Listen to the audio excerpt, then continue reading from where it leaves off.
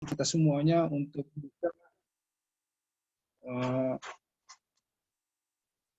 diberikan fasilitas, diberikan koneksi, diberikan kemudahan, diberikan kesempatan untuk bisa mengenyam pendidikan atau mengenal bahkan lebih jauhnya budaya di Turki dan pendidikan di Turki. Ya, saya juga mengucapkan terima kasih ini kepada Mas Aufar ya, yang selalu membantu IHAKI dalam menggelar program-program yang berkaitan dengan Turki. Juga tentu Biro Marmara Edukasi bekerjasama dengan SMP Kreatif IHAKI dan pesantren IHAKI. Ya, di sini ada Pak Asep Abdul Aziz, ya, Ustadz Asep Abdul Aziz, ada Mbak Yowan, ada tadi Ustadz Ihsan, ada Kang Rashid, dan timnya semua. Alhamdulillah, syukron, jazakumullah atas terselenggaranya ini. Dan tentu yang saya sayangi semua adik-adik dan juga peserta, mungkin juga ada Bapak Ibu yang ikut dalam program webinar atau program seminar kali ini. Alhamdulillah. Nah, Turki itu sekarang menjadi negara yang mempunyai daya tarik yang sangat tinggi, ya, sangat tinggi, terutama dalam konteks kaitannya dengan dunia Islam saat ini. Kenapa? Karena banyak umat Muslim yang sekarang berharap bahwa Turki menjadi lokomotif yang dapat membangkitkan ghirah, semangat dan izah dan dignity dari umat Islam di dunia. Ya, karenanya Turki pun seakan-akan mengambil peran itu. Ya, Turki seakan-akan mengambil peran untuk kemudian membuat program-program yang mensiarkannya ke seluruh dunia. Ya, bahwa Turki sekarang bangkit dari keterpurukannya, bangkit dari sekularismenya, dan mulai mau mendorong leading bersinergi dengan dunia Muslim atau negara-negara Muslim lainnya, ya, untuk kemudian membangkitkan kembali ghirah, semangat, spirit keislaman di dunia. Ya, dari mulai semangat keislaman, dari mulai pendidikannya, ekonominya, gitu ya, politiknya juga, sosial budaya tentu dari semua lininya. Nah, perlu diketahui bahwa Turki itu yang membuat kita tertarik, ya, atau yang membuat kita mesti mendalami atau lebih mengetahui bahwa ada sejarah yang menarik di Turki yang perlu menjadi sebuah contoh yang bisa kita ambil dan implementasikan di dalam bagaimana kita membangkitkan pendidikan atau ghirah, semangat membangkitkan dunia keislaman, ya, di dunia pendidikan tentunya, di dunia keilmuan itu, dengan melihat betapa Turki mempunyai kejayaan-kejayaan atau masa keemasan di dunia, di seluruh dunia, ya, ketika Turki itu masuk ke daulah Turki Utsmaniyah atau kekhalifahan Turki. Ya, di sini kalau kita lihat betapa Turki itu dengan kemajuannya yang sangat pesat dahulu, dia menjadi leading, menjadi sumber ilmu pengetahuan dari seluruh dunia. Ya, semua negara-negara Barat dulu itu belajar dan menerjemahkan kitab-kitab yang berasal dari Turki. Ya, tentu Turki pada saat itu resminya berbahasa Arab. Jadi semua bangsa Barat semua belajar bahasa Arab dan kemudian mentransfer atau belajar ilmunya dan kemudian menerjemahkan buku-buku atau kitab-kitabnya yang menjadikan inspirasi dari keilmuan di dunia Barat. Ya, jadi kalau kita pahami, seringkali kan kalau dunia Barat sekarang tidak mengakui keilmuan dari dunia Islam gitu ya. Padahal ada beberapa juga yang jujur bahwa mereka itu tidak missing link dari kebudayaan mereka ketika zaman keemasan Yunani, tiba-tiba miss di Dark Ages, kemudian ada Renaissance dan kemudian mereka menjadi bangkit gitu ya setelah keruntuhan Andalusia gitu. Ini kan baru nih di tahun 1600-an gitu ya, 700-an itu baru mereka bergerak, dan kemudian di 1800-an baru mereka bisa mulai masuk ke dalam kancah dunia keilmuan, dan baru mereka menguasai dunia di sekitar abad ke-19-20 ini. Tetapi missing link ini dari mulai zaman Yunani itu sebetulnya mereka itu mengambil banyak inspirasi dari dunia Islam. Ya, karena dulu sejarah Barat itu mereka masuk ke Middle Age, itu disebutnya Dark Ages, ya, Dark Ages, di mana ketika mereka science itu ditekan sama sama yang namanya teologis, ya, sama kekuasaan agama, yang akhirnya banyak ilmuwan-ilmuwan yang ketika bertentangan dengan paham-paham agama mereka tentunya, itu akhirnya dihukum, bahkan dibakar hidup-hidup, ada yang dihukum penjara seumur hidup, seperti Galileo gitu ya, ketika bertentangan dengan gereja, ya, kemudian dihukum dan lain-lain. Ini disebut Dark Ages gitu, Dark Ages. Ya. Nah, inilah yang kemudian membuat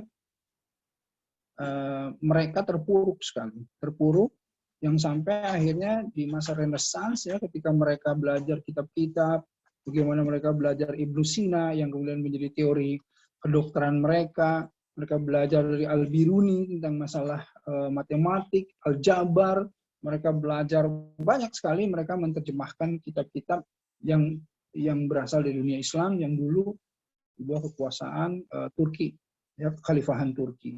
Nah, disinilah kemudian kalau kita lihat sejarah ini yang dijadikan sekarang itu oleh Turki, dikembalikan kepada apa yang namanya sejarah itu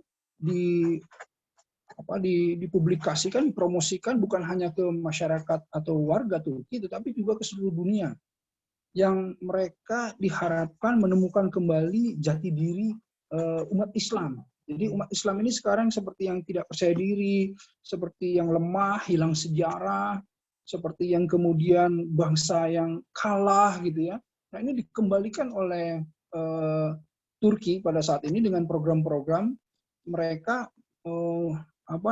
kembali menggembar-gemborkan atau menginformasikan kembali kejayaan mereka, ya, dari mulai penemuan-penemuannya, dari mulai hero mereka, pahlawan-pahlawan mereka, Muhammad Al-Fatih khususnya, ya, dibikin videonya, dibikin animasinya, dibuat museumnya. Kalau kita ke Turki juga kita bisa melihat kehebatan-kehebatan yang membuat percaya diri muncul dan bangga. Umat Muslim bangga, oh ini dunia Islam semodern ini, semaju ini gitu ya. Dan itu yang membuat giroh tadi, semangat tadi untuk kembali kemudian menemukan jati diri bahwa umat Muslim itu bangsa yang besar, ya, yang kemudian Turki itu bangsa yang besar, bangsa-bangsa anak orang-orang sebagai pemimpin-pemimpin, ya, yang kemudian dari situlah kemudian muncul gerakan-gerakan yang positif, gerakan-gerakan kebangkitan, gitu. Itu secara gambarannya, ya, yang kemudian kalau kita lihat dari situlah kenapa kalau kita belajar di Turki atau kita kemudian belajar tentang Turki, kita juga akan sama-sama menemukan itu, karena Indonesia di Nusantara ini tidak kalah permasalahan kejayaan dakwah Islam di Indonesia, gitu. Kita juga punya Wali Songo, kita juga ada Sriwijaya, kita juga ada Demak, kita juga ada kerajaan-kerajaan Aceh dan lain-lain yang kemudian kalau kita lihat ini juga sinergi dengan kekhalifahan Turki dulu di 1400 itu, di tahun-tahun sebegitu tuh banyak sinergi-sinergi yang dilakukan, ya, banyak artefak-artefak juga yang ditemukan, bagaimana kerajaan di Yogyakarta itu juga menjadi cabang kekhalifahan Utsmani, bagaimana sinergi dengan Aceh dan lain-lain. Jadi kalau kita lihat ada satu kesamaan ya, yang kalau kita belajar tentang masalah sejarah mereka itu akan menyambung dengan sejarah kita. Mereka menemukan jati dirinya, kita juga akan menemukan jati dirinya sebagai umat Muslim yang terdepan pada masanya. Gitu. Nah, Indonesia itu harus, anak-anak mudanya itu harus menemukan itu agar mereka percaya diri bahwa mereka ini sebetulnya mengalir darah bangsa yang besar, ya. Nenek moyang mereka ini nenek moyang yang cerdas, yang kemudian memberikan manfaat yang besar kepada dunia. Gitu. Nah, disinilah sebetulnya menariknya, yang kemudian ini saya sebut dengan napaktilas kejayaan Islam. Gitu. Jadi kita ke Turki itu banyak artefak-artefak di Turki. Ya kalau kita lihat itu kita bisa melihat menemukan kembali bahwa oh Islam ini begini, oh di masalah sainsnya begini, teori robotik kita yang nemuin, teori digital, bahkan numerik, bilangan biner, itu juga umat Muslim yang menemukan. Musik itu Al-Farabi yang menciptakan Al-Musik Al-Kibar, kitabnya itu, beliaulah yang menemukan notasi musik itu, do re mi fa si la si do itu, yang menemukan itu Al-Farabi dengan awalnya huruf hijaiyah, do, ro, mim, fa, ya, sod, shin, lam, itu semuanya do re mi fa si la si do itu. Itu. Nah ini banyak orang yang nggak paham, yang kemudian orang-orang yang nggak paham yang kemudian mengharamkan musik, mereka hanya melihat produk musik dari Barat, padahal musiknya sendiri itu ditemukan notasi dan lain-lainnya dari dunia Islam. Ketika seperti pisau lah, ketika pisau dipakai tanpa tauhid gitu ya, tanpa syariat yang benar ya pisaunya jadi dipakai untuk keburukan. Tapi pisau yang dipakai dengan tauhid, dengan syariat yang benar, dia akan jadi manfaat. Nah seperti itulah, ya kan, karena kaidahnya kan segala sesuatu itu fisyain itu libahatu, jadi mubah gitu ya. Jadi segala sesuatu ini sesungguhnya mubah ila ala dalil bitahrimihi, kecuali ada dalil yang mengharamkan. Jadi ketika pisau ini tadinya boleh, ketika dipakai untuk keburukan, dalilnya untuk keburukan, fikihnya ya haram ya jadi haram gitu. Ketika dipakai untuk yang baik ya. Jadi gitu seperti itu. Jadi intinya banyak yang nanti kita akan dapatkan ya di sana itu kisah-kisah yang menginspirasi, sejarah-sejarah. Karena apa? Karena kita langsung connect di tempatnya gitu. Connect gitu ya. Kalau kita kan belajar dari jauh bisa juga, tetapi ketika kita datang ke tempatnya dan belajar ada di sana, ya itu kita ta'liful qulub, menyatu kolbu kita tuh, hati kita menyatu, klak gitu. Nah jadi nyurup kalau bahasa Sundanya itu, untuk kemudian semangatnya juga akan lebih, girohnya akan lebih muncul gitu, bahwa wah bener nih gitu ya. Disinilah bagaimana Konstantinopel ditaklukkan, yang diganti namanya jadi Istanbul misalnya gitu ya. Konstantinopel itu kan tidak mungkin bisa ditaklukkan karena ini kebudayaan yang nomor satu dulu gitu ya. Bizantium itu Romawi itu betul-betul sangat kuat gitu, tapi kemudian Konstantinopel bisa kemudian ditaklukkan. Nah ini sejarah yang nanti antum semua bisa kemudian baca.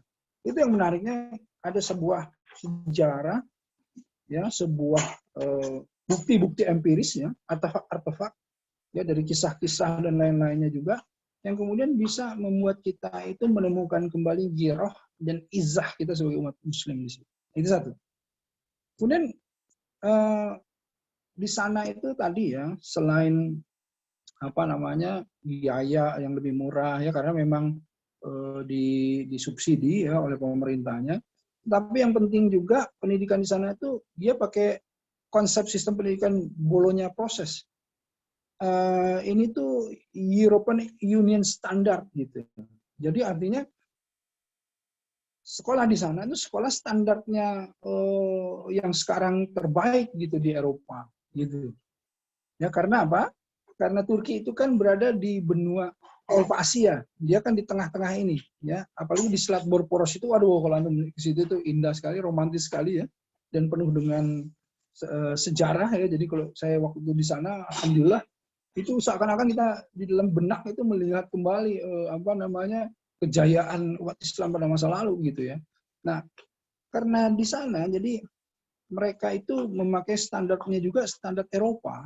Ya, jadi European Union Standard itu punya proses yang dimana mereka itu masuk 20 peringkat dunia untuk jurnal ilmiah misalnya seperti itu. Kemudian mereka itu pernah Istanbul University itu 100 universitas yang terbaik, termasuk 100 universitas terbaik di dunia gitu. Ya, nah ini yang begini-begini sebetulnya kita itu biasanya kan orang itu melihat Harvard University gitu ya, Cambridge gitu ya. Kalau misalnya kita ke dunia barat gitu ya. Ya nggak masalah di Harvard gitu. Tetapi maksud saya kalau kita maksudnya di barat itu kita masuk ke universitas yang keren, bagus, fasilitasnya baik, tetapi masih ada tauhidnya gitu ya. Ya itu jangan ke sana ke Harvard dan ke Cambridge, tapi juga ke Turki gitu dengan standar yang tidak kalah gitu. Maksud saya ke sana. Ya. Jadi intinya adalah kalau mau sekolah di barat ke Turki itu insya Allah akidah lebih terjaga gitu. Ya, dari serangan-serangan akidah daripada misalnya di negara-negara barat lainnya ya. Ya bagus juga, tetapi ya masalah akidah harus kuat dulu sampai kemudian kalau misalnya masih SMA atau universitas kan kita ini masih itulah labil lah gitu lah. Ngerinya pengen coba-coba dari mulai coba reset lah gitu. Nah ini nih masalah akidah ya, masalah sulit. Hidup di luar negeri itu sulit, ya sulit sekali. Kita makan saja itu untuk nyari yang halal dan thayyiban itu sulit ya. Kita lihat ada Kentucky atau McD gitu, itu kita pikir ayam halal, nanti dulu dipotongnya pakai bismillah, nggak kan begitu. Jadi urusan halalan thayyiban, urusan syariat dan lain-lain kalau misalnya di negara barat dan ini yang lainnya agak sulit ya. Tapi kalau di Turki ini kan insya Allah karena dia itu negara yang persentasenya muslimnya juga besar dan negara memang muslim ya, akarnya di sana dan insya Allah itu akan lebih terjaga gitu ya. Jadi makanan halal semuanya. Nah ini penting. Jadi menurut saya ayo buka lagi wawasannya, buka lagi semangat untuk mencari informasi-informasi yang berhubungan dengan Turki ya. Dari mulai sekarang masukkanlah ke dalam benak antum semuanya agar supaya semangat untuk sekolah di Turki tetap muncul ya. Terus kemudian ya fa idza faragta fansab wa ila rabbika farghab. Jadi artinya sungguh-sungguh aja pengen sekolah di Turki. Kemudian serahkan kepada Allah. Gitu, sungguh-sungguh. Fa idza azamta fatawakkal 'ala Allah. Jadi kalian harus berazam dulu. Setelah azam, niat yang kuat, tekad yang kuat, berusaha ikut seminarnya, ikut bahasanya, ikut di kampung Turki ya. Kalau yang dekat-dekat daerah Bandung, ikutlah di Bandung, ikut mondoknya di Bandung gitu ya. Pokoknya total deh begitu, all out, ikut sampai akhirnya Allah buka pintu langit, nurunin pertolongan Allah. Wah ini katanya siapa di sini, coba saya lihat Nopi gitu. Wah Nopi ini serius nih katanya mau belajar nih. Oke deh kata Allah. Kasih deh udah kasihan. Itu kan setidaknya. Siapa lagi nih di sini Selfie misalnya. Ya, wah Selfie ini serius nih ikut belajar bahasanya ya, kemudian belajar terus tentang Turki gitu ya, terus kemudian niatnya juga pengen membangkitkan giroh semangat keislaman di anak-anak muda Indonesia gitu. Sifa juga, Solehah juga gitu ya, ini siapa Iqbal gitu ya, Sinta, Samihah, ini semuanya kan nanti insya Allah kalau misalnya ikut aja deh kita ke kampung Turki Bandung deh, kita sambil ngobrol sambil segala. Jadi kalau udah di benaknya di Turki, insya Allah Allah mampukan gitu loh. Iya, ya kayak istiqoah gitu. Istiqoah itu kayak kalau kita haji. Kalau kita haji kan ayat manistatoah itu istiqoah itu kalau mampu. Artinya masa sih ada orang yang mampu? Secara konsep logikanya orang itu nggak ada yang mampu. Karena apa? Karena dalilnya la haula wala quwata illa billah. Kan gitu. Jadi manusia tidak ada yang berdaya upaya kecuali Allah yang mampukan gitu. Nah, Karenanya gimana caranya supaya kita masuk ke dalam list orang-orang yang dimampukan oleh Allah. Karenanya harus selalu mikir, ya Allah saya pengen haji, niatkan haji. Semua amalannya amalan haji, memuliakan tamu, belajar syariat haji. Ini doanya haji, setiap list semua dalam benaknya haji. Bahkan saya dulu ya, karena saya pengen sekali haji, sebelum tidur sampai bangun tidur saya selalu lihat yang namanya Ka'bah. Kenapa? Karena saya tempelin itu Ka'bah di depan tempat tidur. Jadi sebelum tidur berdoa, ya Allah, sempatkah langkah saya sampai ke sana gitu. Bangun tidur udah lihat Ka'bah setiap hari, coba bayangkan. Jadi ada yang namanya the power of repetition, kekuatan pengulangan. Jadi ketika pengulangan di kepala kita itu benar-benar pengen haji, punya duit pun yang biasanya jadi pengen ngopi-ngopi cantik dulu gitu, simpan buat haji, mau beli ini simpan buat haji, itu di dalam kepala pengen haji terus. Jadi akhirnya insya Allah langkahkan, Allah mudahkan langkah kita. Alhamdulillah. Nah, Turki juga sama, ya sama. Jadi masukkan dalam benak, cari informasi yang banyak, ikut-ikut yang seperti ini, berhubungan dengan komunitas-komunitas Turki gitu ya. Dan insya Allah mudah-mudahan ya saya doakan semua, antum semua untuk bisa kemudian bersekolah di Turki, kemudian bisa mendapatkan manfaat yang banyak. Jangan lupa kembali ke Indonesia, bangkitkan itu dengan movement atau gerakan membangkitkan giroh, semangat keislaman dengan semangat keilmuan. Jadi orang-orang Islam yang muda-muda itu diajak sama antum semuanya ini, sama selfie, sama semua itu untuk kemudian jadi pinter-pinter, jadi kemudian pemimpin-pemimpin, jadi para researcher, ya Sifa, Samiha semua ini, ya Sinta semua itu bikin movement sama Khairunisa nih, sama siapa lagi, Yuni semua nih, Mia, Paramita ikut semuanya, sekolah di sana, pulang tuh alumnus Turkiun gitu ya, itu ya nggak kalah sama Azhariun gitu. Kan alumnus Al-Azhar ya, Timur Tengah itu kan kita kan sama-sama terus gitu ya, gimana caranya membangun ini dan lain-lain, pesantren segala macam. Nah, Turkiun itu mulai dari antum semua generasinya gitu, alumnus Turkiun ini gitu ya. Nanti insya Allah, makanya ayo perbanyaklah ikut-ikut acara seperti ini ya. Itu sajalah dari saya, terlalu panjang juga ini, tetapi ini insya Allah mudah-mudahan menyemangati antum semuanya, segera daftarkan aja tuh ke kampung Turki di Bandung tuh ya. Kalau daftar antum Turki di Bandung, mungkin sekarang kan masih PPKM jadi online dulu, tapi nanti kalau misalnya ada kesempatan tatap muka, saya hadir di situ juga insya Allah. Saya hadir di situ. Saya juga belajar bahasa Turki juga lah. Saya kan juga nggak bisa bahasa Turki gitu ya. Jadi insya Allah kita sama-sama belajar. Kita nanti sama-sama insya Allah ke Turki juga ya. Nanti semuanya hubungi saja panitia. Mudah-mudahan antum semua dapat kemudahan ya, mudah-mudahan dilancarkan, dituntun, dibimbing oleh Allah ya. Kemudian semuanya menjadi amal pahala dan kunci kendaraan antum semua ke surga. Itu saja dari saya. Billahi taufik wal hidayah. Assalamualaikum warahmatullahi wabarakatuh. Waalaikumsalam warahmatullahi wabarakatuh.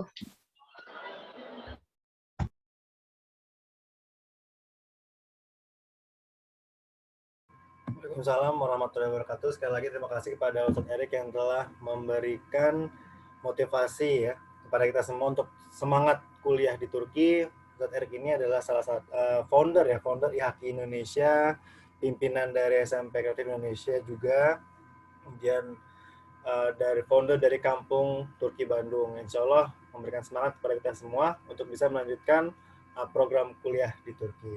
Nah, untuk selanjutnya kita masuk ke pembicara kedua kita, yaitu Kak Khairunnas ya. Kak Khairunnas mungkin dipanggil Kak Anas, salah satu alumni dari Hubungan Internasional ArtScience University dan pengajar Hagia Sophia Turkish Center. Nah, teman-teman nanti mungkin yang bergabung bersama kita nih di Kampung Turki Bandung, nanti juga akan ketemu Kak Anas juga nih, setelah ketemu Ustadz Erik Yusuf, ketemu Kak Anas juga untuk sharing tentang bahasa Turki.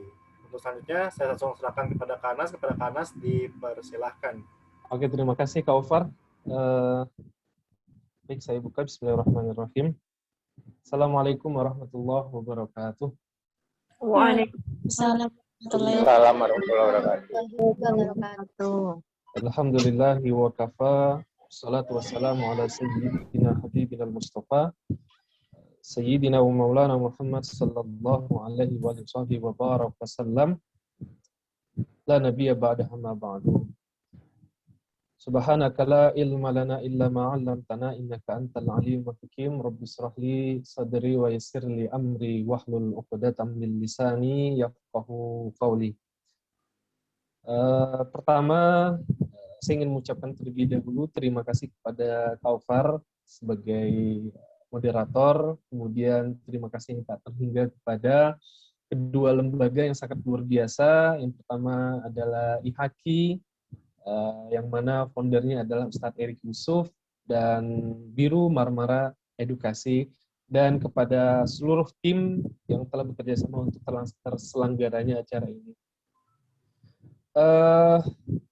Selanjutnya, di acara ini yang sama-sama kita muliakan teman-teman semua, para peserta webinar yang sama-sama kita hormati, guru kita, murabbi kita, muhibuna Ustadz Erik Yusuf, hafizahullah ta'ala alaihi warqah.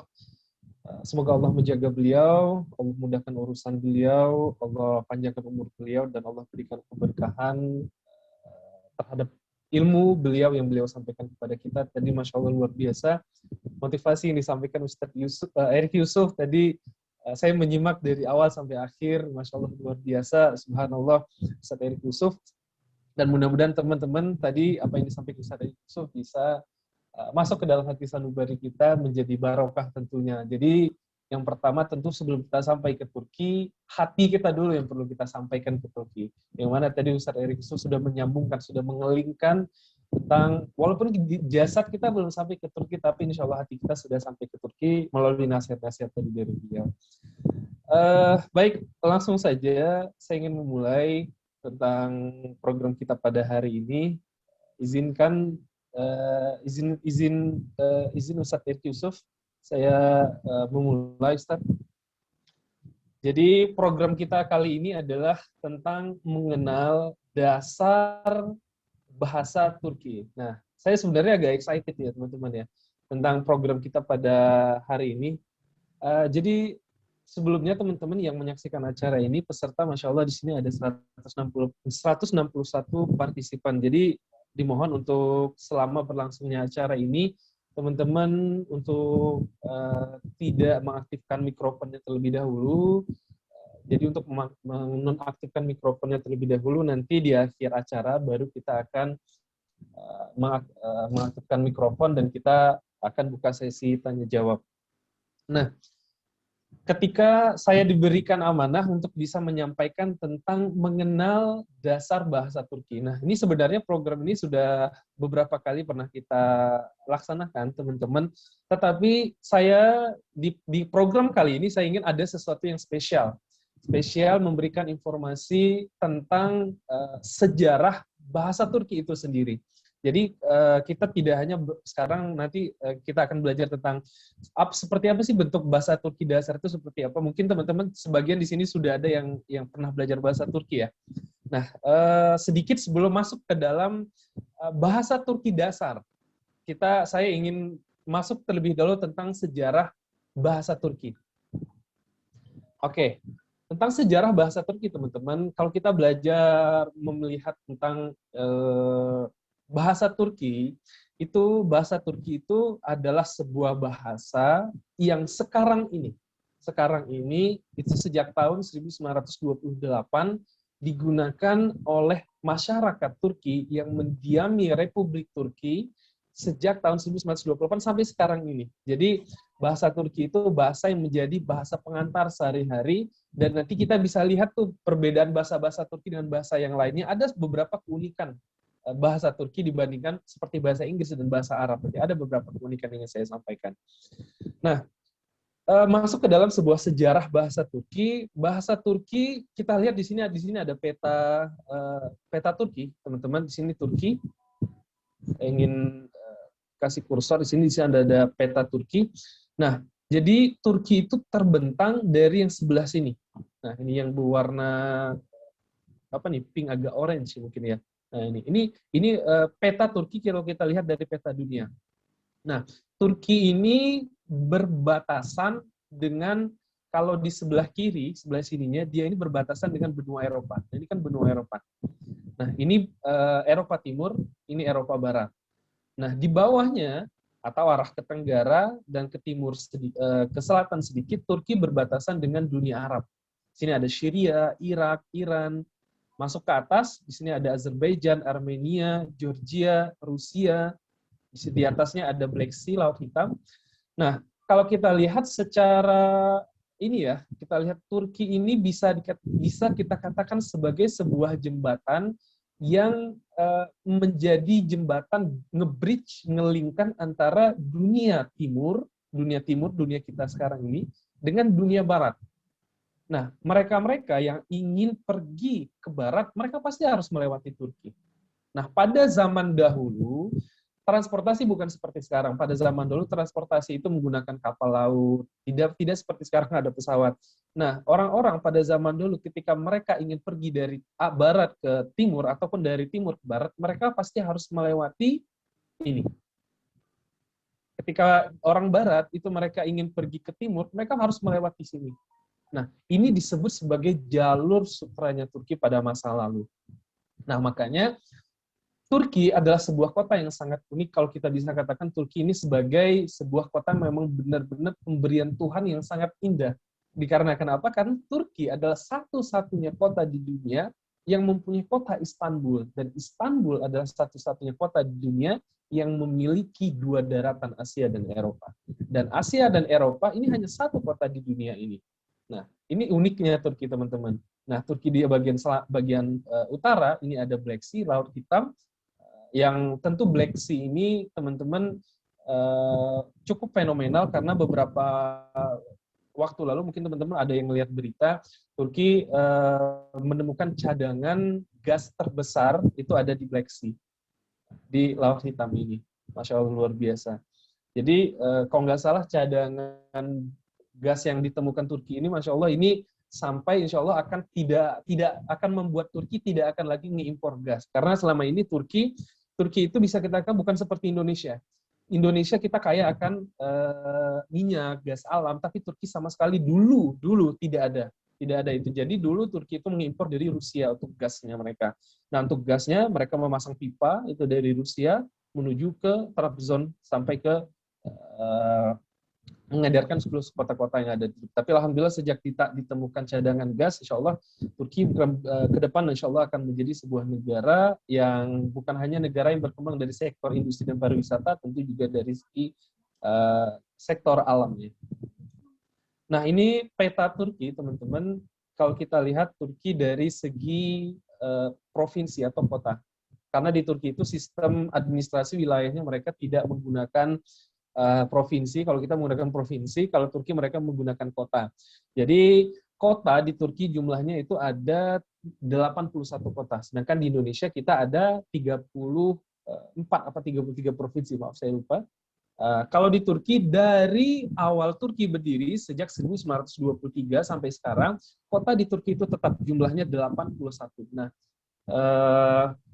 Nah, yang berwarna ini adalah kota-kota memisahkan antara satu kota dan kota lainnya. Nah, Istanbul ini ada di bagian sebelah sini. Nah, Istanbul, di atasnya ada Kırklareli, Tekirdağ, dan Edirne. Jadi, secara umum bisa kita katakan ada 4 kota yang berada di bagian Eropa, yaitu Edirne, Kırklareli, Tekirdağ, Istanbul. Nah, selain itu adalah wilayah Asia. Kocaeli, Yalova, Çanakkale, Balıkesir, sampai sini ada Ardahan, Kars, Sırnak, Mardin, Şanlıurfa, semua ini. Dan yang bagian sini, teman-teman lihat di sini ada sebuah pulau. Nah, pulau ini apa? Pulau ini adalah sebuah pulau namanya Cyprus atau bahasa Turkinya Kıbrıs. Orang Turki bilangnya Kıbrıs. Tapi bahasa Inggrisnya Cyprus atau Siprus. Siprus itu apa? Siprus ini sebuah pulau yang menjadi sengketa antara Turki dan Yunani dari dulu. Dan akhirnya saya lupa pada tahun 1980-an, kalau nggak salah, itu United Nations mereka membagi Pulau Cyprus ini menjadi 2, yaitu bagian selatan, bagian utara itu milik Turki dan bagian selatannya itu milik Yunani. Nah, tapi bagian utaranya arti kata bukan pure semuanya milik Turki, tapi sebagai sebuah republik otonom. Mereka menjadi sebuah republik tapi tetap terikat dengan Republik Turki. Jadi namanya KKTJ. KKTJ ini Kuzey Kıbrıs Türk Cumhuriyeti atau Turkish Cyprus bagian utara. Republik Turki Cyprus bagian utara. Ini artinya. Nah, ini tetap masuk tapi mereka tidak termasuk dalam wilayah 81 ini karena mereka menjadi sebuah republik yang berdiri sendiri tapi mereka tetap terikat, mereka otonom. Seperti itu. Nah, jadi untuk universitas yang bekerja sama dengan Biru Marmara, alhamdulillah kita berada di Turki yang di bagian barat ini. Ada yang di Istanbul, Kırklareli, terus ada yang di Izmir, ada yang di Antalya, berada di Turki yang bagian barat, ada yang di Ankara. Seperti itu. Nah, teman-teman, kalau kita lihat secara iklim, justru Turki yang bagian barat, bagian timur ini justru Turki yang paling dingin. Turki yang paling dingin itu berada di Turki bagian timur. Kota yang paling dingin di Turki itu Erzurum di sini. Nah, ini Erzurum Turki kalau di winter Erzurum ini terkenal kota yang paling dingin itu minusnya bisa nyampe minus 30 Erzurum. Minus 30. Tapi kalau di Turki seperti Ankara, Çorum, Amasya dan lain sebagainya itu kalau winter biasanya ya maksimum minus 10, minus 15 gitu. Tapi di Erzurum ini minusnya sangat ekstrim dan bahkan kalau di winter itu katanya saya belum pernah ke Erzurum ya. Katanya itu saljunya bisa sampai ke atap rumah.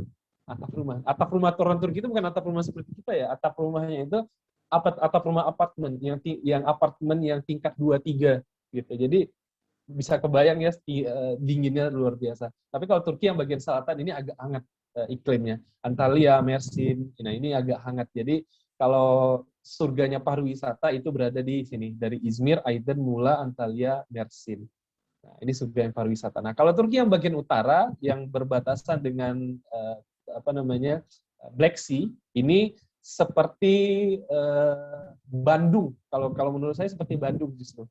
Karena banyak sekali hutan-hutan di sana, hijau-hijau pemandangannya, dan banyak kebun teh, kebun apel. Nah, ini berada di Turki bagian utara. Oke, kita masuk dalam sejarah bahasa Turki, teman-teman. Nah, sejarah bahasa Turki adalah Turki itu merupakan sebuah bahasa sebenarnya kalau kita telik dari pada abad ke-10 yang dibawa oleh sebuah bangsa yang namanya bangsa Aus. Nah, bangsa Aus ini bermigrasi dari Asia Tengah. Jadi bisa kita katakan bangsa Turki yang sekarang ini adalah bangsa migrasi. Mereka datang dari Asia Tengah, bermigrasi besar-besaran dalam beylik-beylik dalam sebuah kelompok-kelompok. Jadi bangsa beylik ini, bangsa Aus ini bukan berarti satu bangsa. Mereka satu bangsa, tapi mereka berkabilah-kabilah gitu. Mereka bersuku-suku yang mereka ini bermigrasi dan mendiami wilayah Anatolia Turki. Anatolia itu yang mana? Nah, ini Anatolia nih namanya. Ini dari Kastamonu, Charkin, Ankara, Konya, Karaman, Mersin sampai ke kanan bagian sini. Ini namanya Anatolia. Di sini kan Asia Tengah nih. Sebelah kanan sini Asia Tengah. Mereka bermigrasi dari Asia Tengah ke dataran Anatolia sekarang, atau kalau bahasa Turkinya Anadolu. Bahasa Turkinya Anadolu, kalau bahasa Inggrisnya itu Anatolia. Nah, mereka bermigrasi dan membentuk berbagai bangsa dan menyatu dengan bangsa-bangsa setempat. Sehingga pada abad ke-11 itu terbentuklah dinasti Selçuk, yang mana dinasti Selçuk ini mulai memeluk agama Islam, dan agama Islam ini dipeluk oleh para pemimpin dan sultan-sultannya, dan kemudian mereka mengganti sistem kerajaan empire mereka dengan sistem kesultanan. Dan bahasa Turki pada era ini mulai mengalami pencampuran bahasa dengan bahasa Turki lama, mengalami penyerapan bahasa terhadap bahasa-bahasa Arab dan bahasa Persia ketika itu. Dan yang paling dominan adalah bahasa Arab ketika itu. Nah, dan pada abad ke-15 bahasa Turki ini mencapai puncak kejayaannya, yang mana penulisan huruf bahasa Turki menggunakan huruf Arab, dan bahasa Turki pada era ini disebut bahasa Turki Osmani atau Osmanlıca. Nah, untuk lebih mempermudah teman-teman, saya menemukan sebuah artikel. Ini mereka membagi era bahasa Turki ini menjadi 3 era. Ini untuk mempermudah kita ya, untuk memahami sejarah bahasa Turki. Yang pertama bisa disebut sebagai era bahasa Turki lama, atau Eski Anadolu Türkçesi ini artinya bahasa Turki Anatolia Lama. Nah, bahasa Turki Anatolia Lama ini dimulai pada abad ke-13 sampai abad ke-15, yang mana terjadi beberapa perubahan di dalam bahasa Turki. Perubahan bahasa Turki itu seperti apa? Yang mana bahasa Turki sebelum era ini, artinya pada era sebelum abad ke-13, itu bahasa Turki hurufnya nanti saya ingin kasih gambaran beberapa huruf bahasa Turki lama. Nah, pada era abad ke-13 dan 15 ini bahasa Turki ini mulai bercampur dengan bahasa Arab dan bahasa Persia, tapi tidak terlalu banyak. Bahasa Arab dan bahasa Persia mereka tidak terlalu banyak, tapi ada sedikit beberapa perubahan dan revolusi bahasa yang terjadi. Nah, masuk ke abad 15, abad 16 sampai abad ke-20, ini disebut sebagai bahasa Osmanlı Türkçesi atau bahasa Turki Utsmani. Nah, pada era ini bahasa Turki asli itu benar-benar mengalami kemunduran. Bukan kemunduran ya, bisa katakan memang kemunduran karena bahasa Arab dan bahasa Persia itu lebih dominan. Jadi banyak sekali bahasa Arab dan bahasa Persia itu pada era ini itu hampir bahkan dikatakan sampai 80% kosakata di dalam bahasa Turki pada abad ke-16 dan ke-20 ini berasal dari bahasa Arab dan bahasa Persia. Paling banyak bahasa Arab, hampir 80%. Dan sumber bahasa Turki asli ketika era ini itu mengalami agak hilang gitu. Karena masyarakat ketika itu memang Turki kan ketika itu benar-benar mencapai puncak kejayaannya pada abad ke-16 sampai abad ke-20, dan banyak sekali sumber-sumber itu mereka memang menggunakan bahasa Arab asli dan bahasa Persia. Nah, pada era ini bahasa Turki asli itu banyak kata-katanya itu yang hilang. Nah, pada abad ke-20, masuk ke abad ke-20 teman-teman, dari 1908 mulai itu kerajaan Kesultanan Turki Utsmani mereka membentuk sebuah tim bahasa yang mulai mencari dan menyaring bahasa-bahasa Turki lama untuk dimasukkan kembali ke dalam bahasa Turki. Nah, ini dimulai pada era 1908. Jadi mulai mereka mencari kembali bahasa-bahasa Turki lama yang itu mereka harapkan supaya bisa kembali dipraktekkan dan menjadi bahasa Turki yang bisa digunakan masyarakat ketika itu. Oke. Nah, mungkin teman-teman ada yang pernah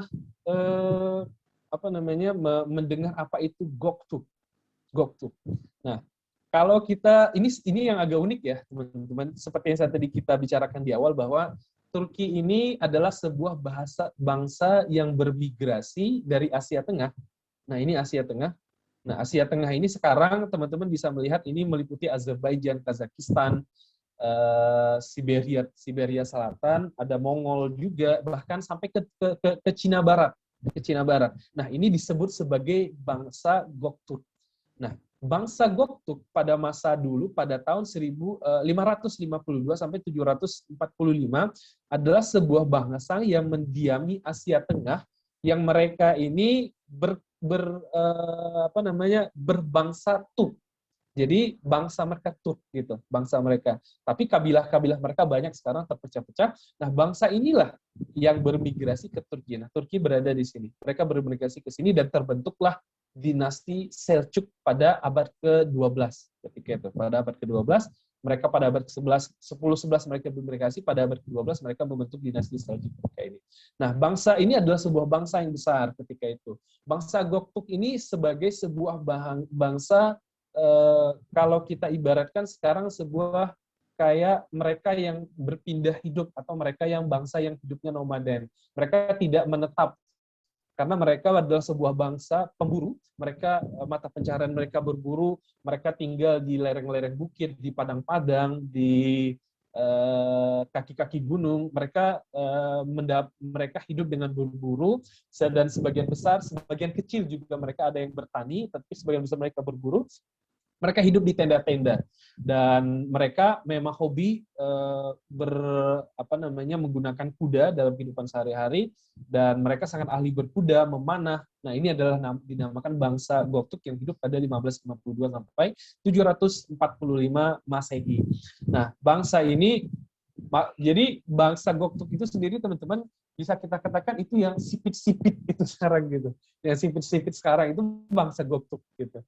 Nah, itu keturunan bangsa Göktürk.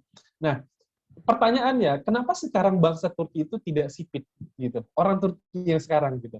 Nah, karena orang Turki sendiri sebenarnya ketika saya di Turki ketika orang Turki itu ngelihat orang Asia kayak kita ya, itu mereka beranggapan orang Asia itu sama semuanya. Baik itu Cina, Korea, Indonesia, Singapura, Thailand, Myanmar, itu mereka anggap kita itu kayak satu bangsa gitu. Karena mereka anggap kita tuh mata kita tuh sipit, terus kita badan kita tuh pendek-pendek, terus kita tuh kecil-kecil, itu kayak apa ya, beda lah gitu kan. Jadi kan mereka menyamakan gitu. Padahal menurut saya orang Turki itu sendiri dulu mereka itu berasal dari bangsa yang itu, mereka berasal dari bangsa yang sipit-sipit gitu. Tetapi mereka sekarang kayak excited, dengan antusias gitu dengan orang-orang yang sipit-sipit gitu. Nah, ini yang keunikan sendiri orang Turki yang sekarang. Karena kenapa sekarang orang-orang Turki yang sekarang yang mendiami Republik Turki sekarang ini mereka tidak sipit? Karena ketika mereka bermigrasi dari Asia Tengah ke Turki sekarang, mereka itu berasimilasi, mereka menikah dengan bangsa setempat karena tanah Anatolia dulu itu didiami oleh bangsa Romawi, bangsa Arab, dan mereka menikah berasimilasi sehingga sudah apa namanya, kan sudah ratusan tahun, sudah berbagai generasi, dan tentu yang sipit-sipit itu sudah mulai hilang gitu. Tapi yang sekarang yang benar keturunan Turki itu sendiri, kita bisa lihat itu ada yang di Turkmenistan, Azerbaijan, Turkistan, Kazakistan. Nah, itu yang benar-benar sekarang yang cucu cicit dari bangsa Göktürk seperti itu.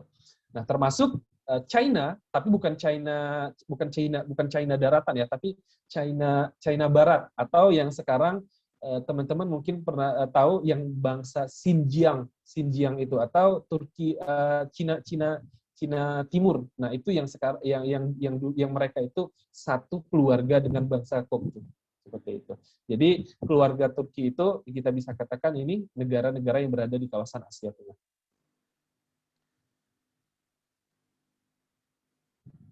Oke. Nah, di sini ada suatu foto yang mengilustrasikan 3 generasi bangsa Turki. Nah, mungkin teman-teman sini bisa melihat yang di sebelah kiri ini adalah bangsa Göktürk atau Turki lama, orang Turki lama. Nah, jadi orang Turki lama dilihat di sini. Nah, ini jadi pakaian mereka agak sedikit berbeda ya, dan mata mereka ini agak sedikit sipit, dan perawakan mereka agak seram gitu. Terus mereka tidak berjenggot, mereka jenggot tapi jenggot mereka tidak terlalu tebal gitu. Dan mereka berkumis, dan mereka memang seram, rambut mereka panjang, dan mereka pakai topi berbulu. Nah, karena memang dataran Asia Tengah itu terkenal sebagai daratan yang sangat dingin ketika itu, dan mereka tinggal di padang-padang, di kaki-kaki bukit dan di kaki-kaki gunung. Jadi mereka menyesuaikan tempat hidup mereka ini memang seperti itu, dan mereka tinggal di pondok-pondok dan di tenda-tenda, dan mereka hidup nomaden, berpindah-pindah tempat. Nah, ini adalah nenek moyangnya bangsa Turki. Nah, yang di tengah ini adalah Turki Utsmani, yang mereka telah berpindah dari Asia Tengah, mereka masuk ke dataran Anatolia, dan mereka berasimilasi dengan bangsa Arab, bangsa Romawi, bangsa Eropa, bangsa Persia, dan mereka mulai mengadopsi agama Islam, dan mereka mempraktekkan kehidupan Islam sehari-hari, dan mulai puncak kejayaan itu masuk pada abad ke-15 ketika Konstantinopel ditaklukkan oleh Sultan Muhammad Al-Fatih pada 1453, dan mereka mulai mengalami perubahan, jadi gaya berpakaian mereka juga berbeda, perawakan mereka juga berbeda, mereka lebih ke Arab-Araban gitu. Mereka mulai lebih ke Arab-Araban. Nah, yang di sebelah kanan, nah di sini masuk ke era Turki modern. Ketika Turki modern ini dimulai pada abad ke-19, mereka mulai mencari jati diri mereka sebagai sebuah bangsa Turk yang datang dari Asia Tengah, dan mereka mulai mempertahankan dan mencari asal bahasa mereka, perawakan mereka, dan mereka mulai merubah penampilan mereka. Dan disinilah salah satu alasan Turki memulai modernisasi pada abad ke-19. Nah, di sini teman-teman lihat, di sini ada Türkçe alfabe. Jadi ini bahasa Turki lama pada abad ke-6.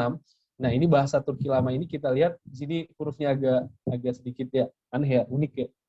Nah, ini saya sendiri juga tidak paham karena saya tidak memahami bahasa Turki lama seperti apa. Jadi bentuknya seperti inilah kira-kira bahasa Turki lama, teman-teman. Nah, masuk ke ini mohon maaf bukan ini bahasa Turki Göktürk. Artinya bahasa Turki yang dipakai pada abad ke-6, 7 dan 8 Masehi. Nah, masuk ke abad ke-13 sama ke abad ke-11, 12, 13, 14 ini yang dinamakan bahasa Turki Anatolia Lama. Nah, teman-teman lihat mereka, jadi bahasa Turki Anatolia Lama itu bahasa yang digunakan oleh Turki Selçuk. Nah, jadi mereka menggunakan huruf Arab, sebagai alfabet mereka. Tetapi ketika era ini, ketika bahasa Turki era dinasti Selçuk, bahasa Turki, bahasa Arab dan Persianya tidak terlalu banyak seperti itu. Tapi mereka menggunakan aksara Arab sebagai alfabet mereka seperti itu. Nah, kita masuk ke dalam era Turkish Osmanlıca atau Turkish Usmani.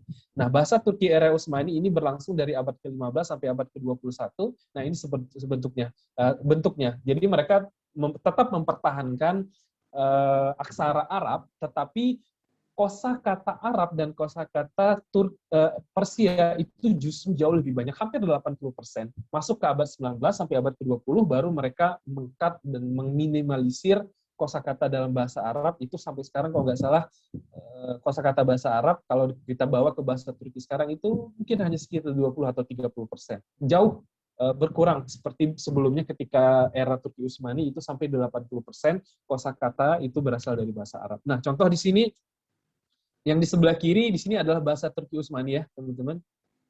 Sebelah kiri adalah bahasa Turki Utsmani, di sebelah kanan adalah bahasa Turki modern. Nah, lihat perbedaannya di sini. Dan ini adalah sebuah sajak atau syair dari seorang namanya Bedri Rahmi. Bedri Rahmi ini adalah sebuah penyair Turki yang hidup pada tahun 70-an kalau saya tidak salah. Nah, di sini adalah sebuah syair, nama syairnya berbunyi Paramparca.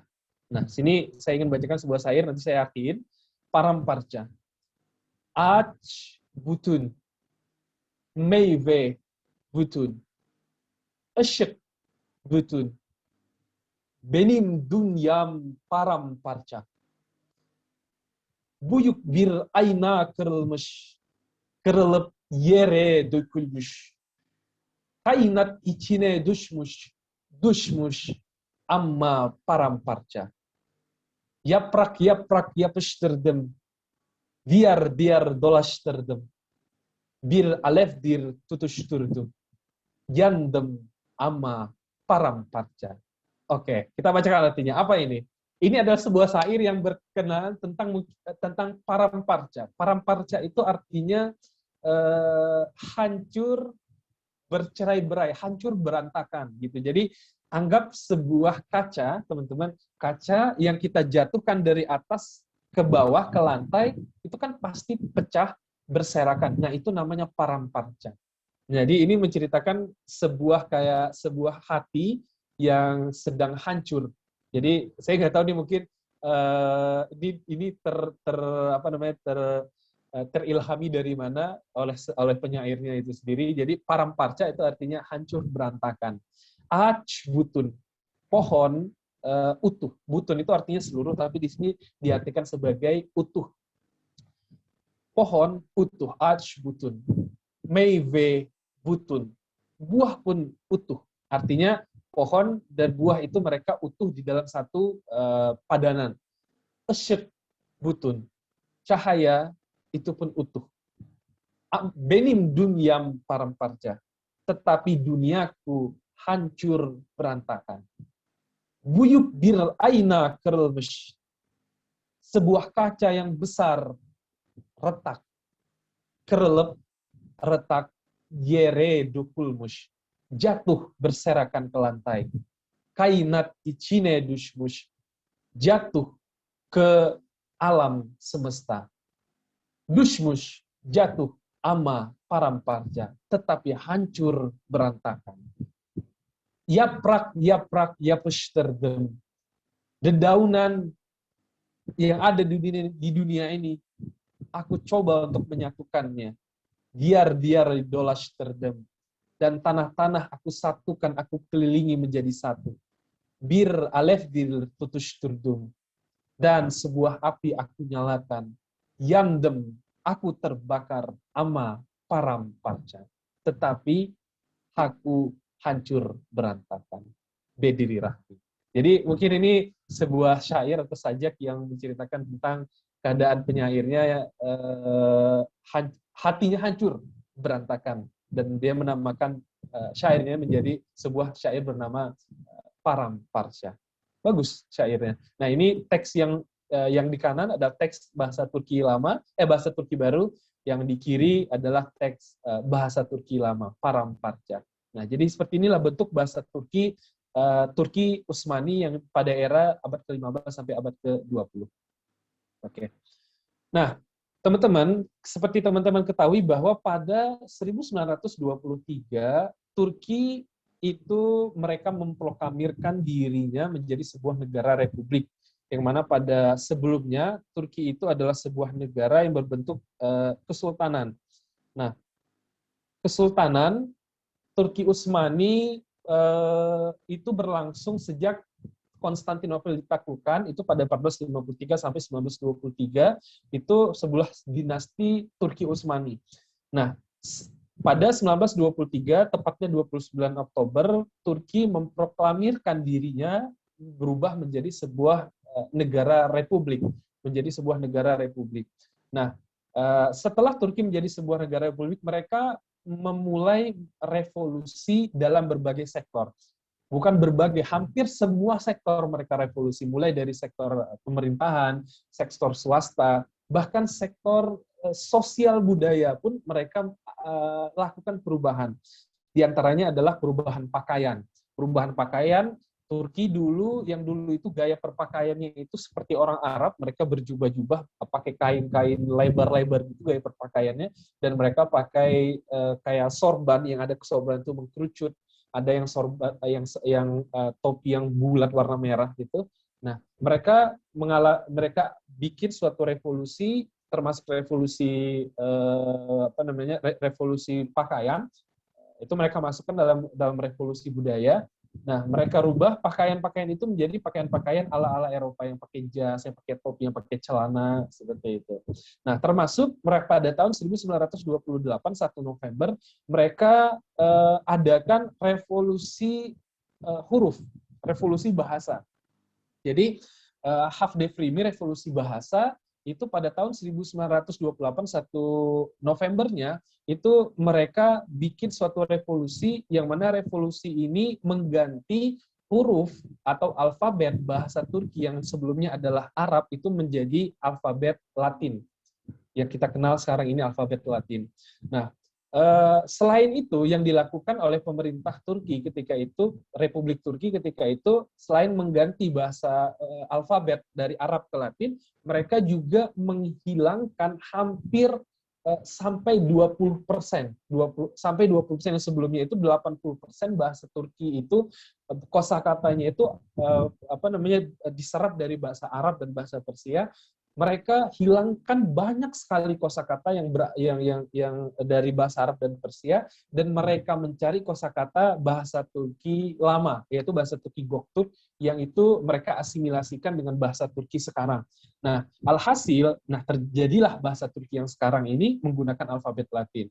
Nah, ada beberapa alasan yang disampaikan oleh pemerintah ketika itu kenapa mereka mengganti dari bahasa Arab ke bahasa Latin. Di antaranya yang pertama adalah pemerintah ketika itu pemerintah Turki mengklaim ketika itu bahwa tingkat minat baca masyarakat ketika itu sangat-sangat rendah, di bawah 15%. Sangat rendah gitu kalau dibandingkan dengan bangsa-bangsa Eropa, karena ketika itu ya teman-teman, pada masuk setelah era Perang Dunia Pertama, tentu bangsa Eropa ketika itu menjadi bangsa yang sangat maju ketika itu, bangsa-bangsa Eropa, dan mereka berdalih dengan memodernisasi untuk mengikuti Eropa. Jadi alasan mereka yang pertama adalah untuk meningkatkan minat tulis baca, agar minat tulis baca masyarakat ketika itu semakin tinggi. Kemudian alasan kedua, modernisasi mengikuti Eropa. Terus beberapa huruf Turki penyebutannya itu tidak terwakili di alfabet Arab, tidak terwakili. Nah, kemudian alasan keempatnya memberikan tatanan baru dalam struktur bahasa Turki, dan 5, mencari kembali akar kata bahasa Turki lama. Sampai-sampai pemerintah Turki ketika itu mereka membuat suatu departemen khusus, yang departemen ini tugasnya adalah mencari kosakata bahasa Turki lama dan menghilangkan kosakata bahasa Turki yang ada unsur-unsur Arab dan Persianya. Kayak itu. Jadi ketika itu pemerintah itu memang serius, mereka mengganti, membuat revolusi bahasa ini, dan mereka mengkampanyekan ini ke seluruh Turki, dari Turki Barat sampai Turki Timur ketika itu, dan alhasil semua masyarakat Turki sampai sekarang mereka tidak lagi mengenal bahasa Turki lama mereka. Mereka sekarang hanya mengenal bahasa Turki Barat. Tetapi pada tahun 2000-an itu pada kampus-kampus mereka memulai kembali jurusan-jurusan seperti bahasa Turki lama. Jadi di Turki itu teman-teman, alhamdulillah beberapa kampus sekarang itu ada beberapa jurusan yang sekarang itu jurusannya itu adalah bahasa Turki Usmani atau Osmanlıca Turki Usmani. Ada jurusannya, dan beberapa kursus juga sekarang mulai mempelajari bahasa Turki lama. Nah, ini bahasa Turki modern, Turkish alphabet. Nah, kita lihat di sini bahasa Turki lama. Di sini bahasa Turki lama itu ada 29 huruf. Nah, mungkin teman-teman yang sudah mempelajari bahasa Turki di sini ada yang sudah tahu juga. Ini bentuk bahasa Turki yang sekarang. Oke, saya coba bacakan. Teman-teman silahkan disimak. Yang belum pernah belajar bahasa Turki silahkan. Nah, jadi di sini ada alfabet bahasa Turki. Di sini ada huruf. Ini bacanya huruf A. Ini B. Ini J. Ini C. Ini D. E. P. G. Ini yumuşak G. Yumuşak G itu artinya G lembut. G lembut. Ini H, ini E, ini I, ini J, K, L, M, N, O, Ö, P, R, C, Ş, T, U, Ü, V, Y, Z. Nah, ini bahasa Turki yang modern, bahasa Turki yang baru sejak 1928. Alfabetnya seperti ini. Nah, A, saya ulangi, A, B, J, C, D, E, P, G, yumuşak G, H, E, I, J, K, L, M, N, O, Ö, P, R, C, Ş, T, U, Ü, V, Y, Z. Nah, ada beberapa huruf menjadi perhatian kita di dalam Turkish alphabet ini, teman-teman. Yang pertama, ini ada huruf J. Nah, ini kalau di dalam bahasa kita, ini kan huruf C. Tapi kalau dalam bahasa Turki, ini J. Yang C itu yang ini, yang di sebelahnya. Yang di sebelahnya ini yang C. Nah, kan yang ini itu J. Nah, terus ini D, E, V. Kalau kita F, tapi di Turki V. Gitu. Terus ini G. Nah, ini yumuşak G. Yumuşak G itu G lembut. G lembut ini kalau dalam bahasa Arab seperti ghain, go, huruf go gitu. Tetapi dalam bahasa Turki dia bukan go gitu, tapi hampir tidak dibaca. Seperti contohnya Erdogan gitu. Jadi bukan Erdogan gitu, bukan Erdogan. Ya, kalau orang Arab itu mereka nyebut Erdogan itu Erdogan gitu kan. Jadi karena mereka ada huruf ghain gitu. Tapi sebenarnya cara membacanya itu bukan Erdogan, tapi Erdogan. Erdogan. Jadi G-nya hampir tidak tersebut gitu. Erdogan hampir tidak tersebut. Terus H. Terus E, I, J. Nah, ini E. Dalam bahasa Turki ini disebut E. Nah, yang ada titiknya ini I.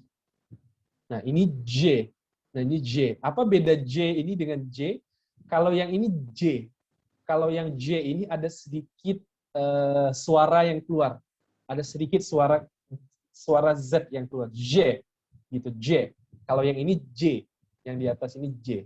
Tapi kalau yang ini ada sedikit suara yang keluar J, gitu.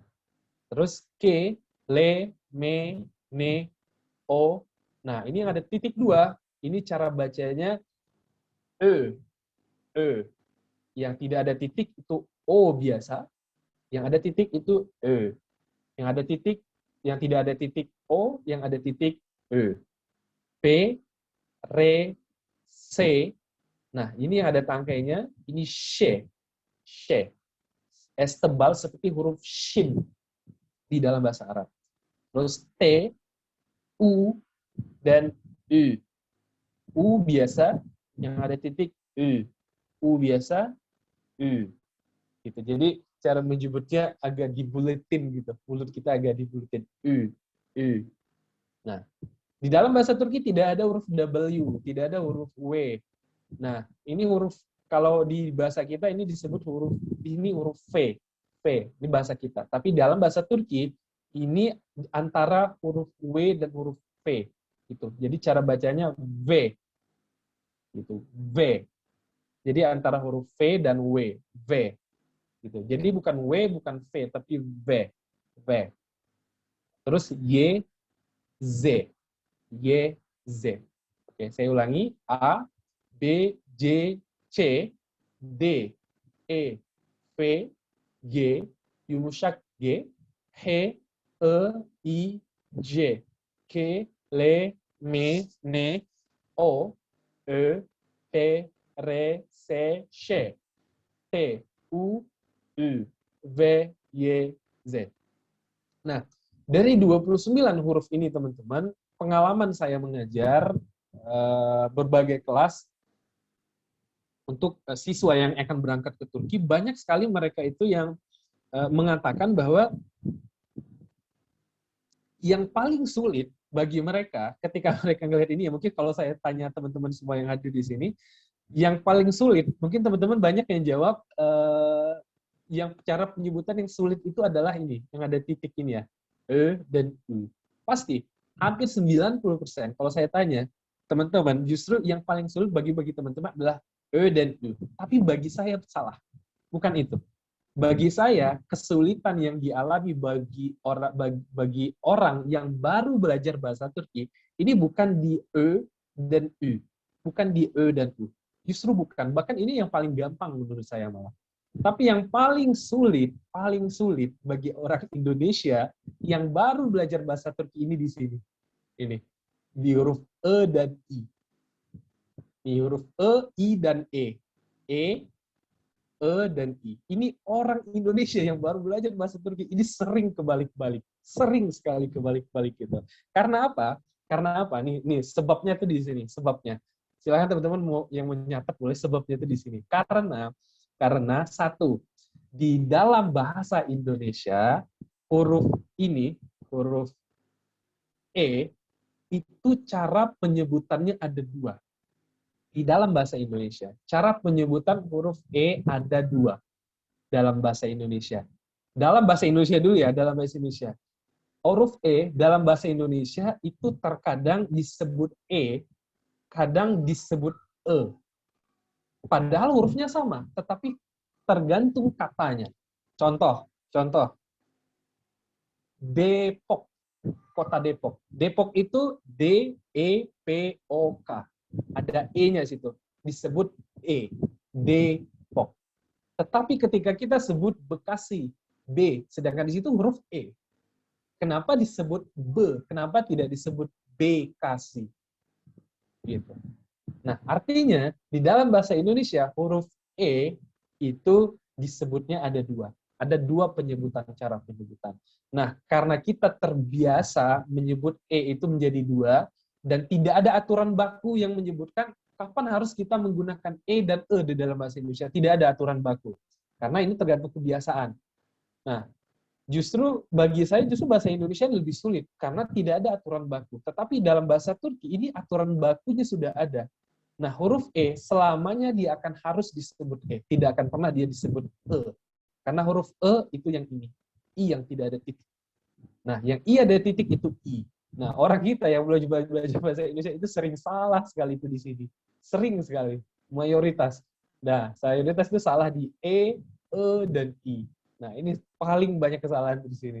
Pengalaman saya mengajar ya, teman-teman. Jadi, justru yang paling agak sulit itu di huruf ini gitu. Tapi insya Allah dengan pelan-pelan, ketika saya ngajar, saya akan ngasih beberapa trik teman-teman gitu, dan membiasakan teman-teman yang ketika yang belajar dengan saya bahasa Turki itu mereka harus benar-benar membiasakan yang itu selamanya harus dibaca tidak boleh dibaca I atau E gitu.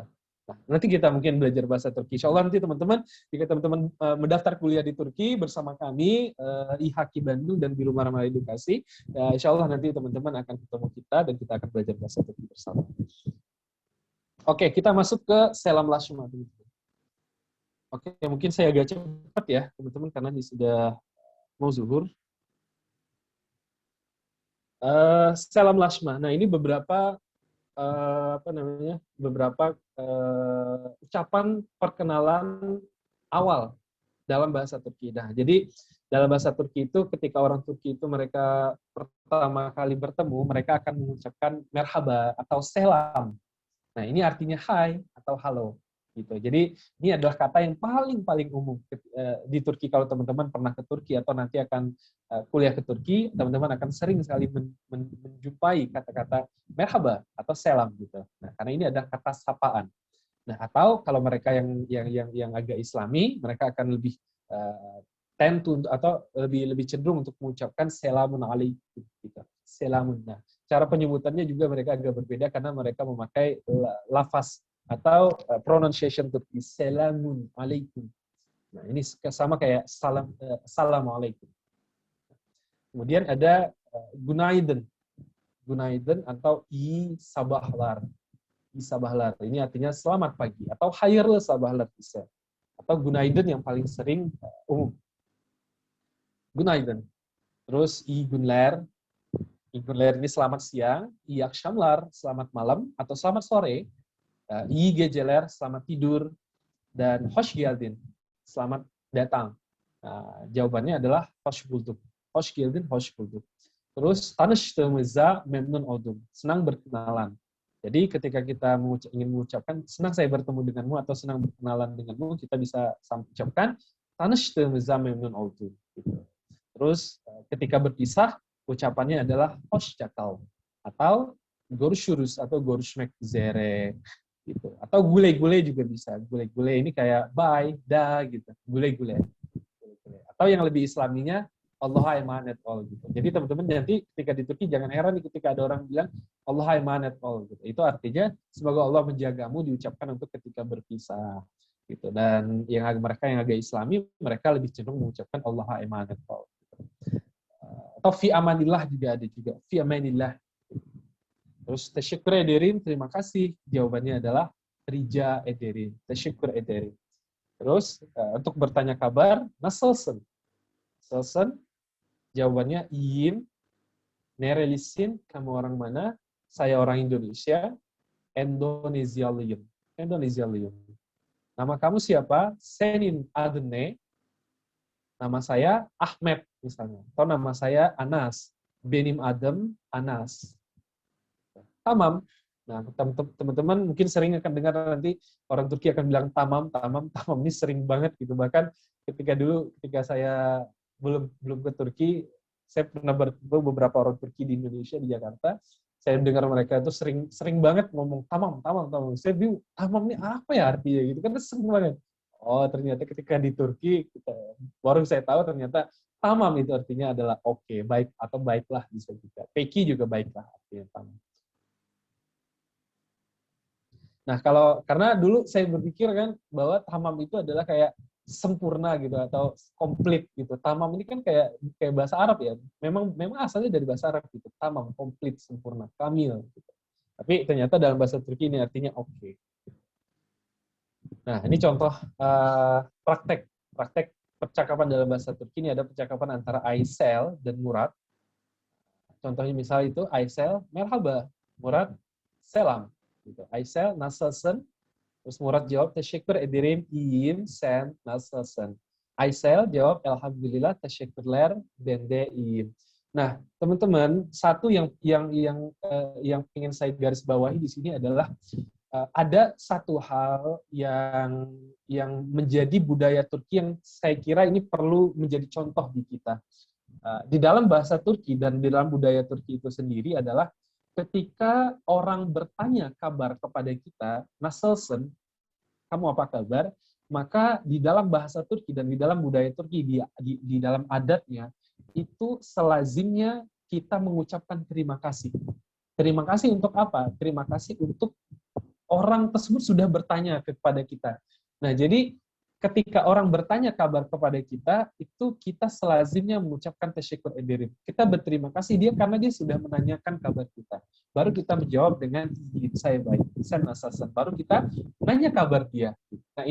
Nah, ini budaya seperti ini itu saya kira ini adalah budaya yang sangat baik yang perlu diadopsi oleh kita orang Indonesia ketika kita tanya kabar ke orang, kita harus terima kasih ya, kamu sudah menanyakan kabar saya gitu. Kamu apa kabar? Dan ketika ada orang nanya kabar kita harus tanya balik gitu. Jadi banyak sekarang mungkin saya lihat tuh ketika terkadang saya basa-basi gitu ya, basa-basi dengan orang di jalan gitu di Indonesia, di Jakarta ketika pengen belanja gitu.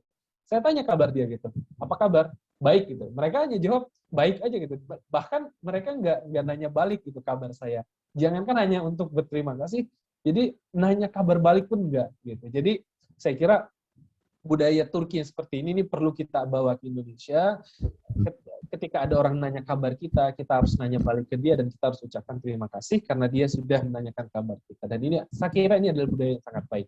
Tentu dari semua budaya Turki ada yang jelek juga dan jeleknya kita buang. Tapi yang cukup baiknya itu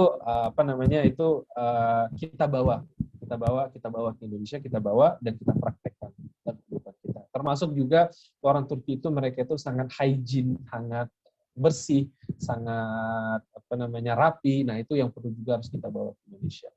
Nah, terus ini ada percakapan antara Murad dan Aisel lagi. Nerelisin, kamu orang mana? Kata Murad.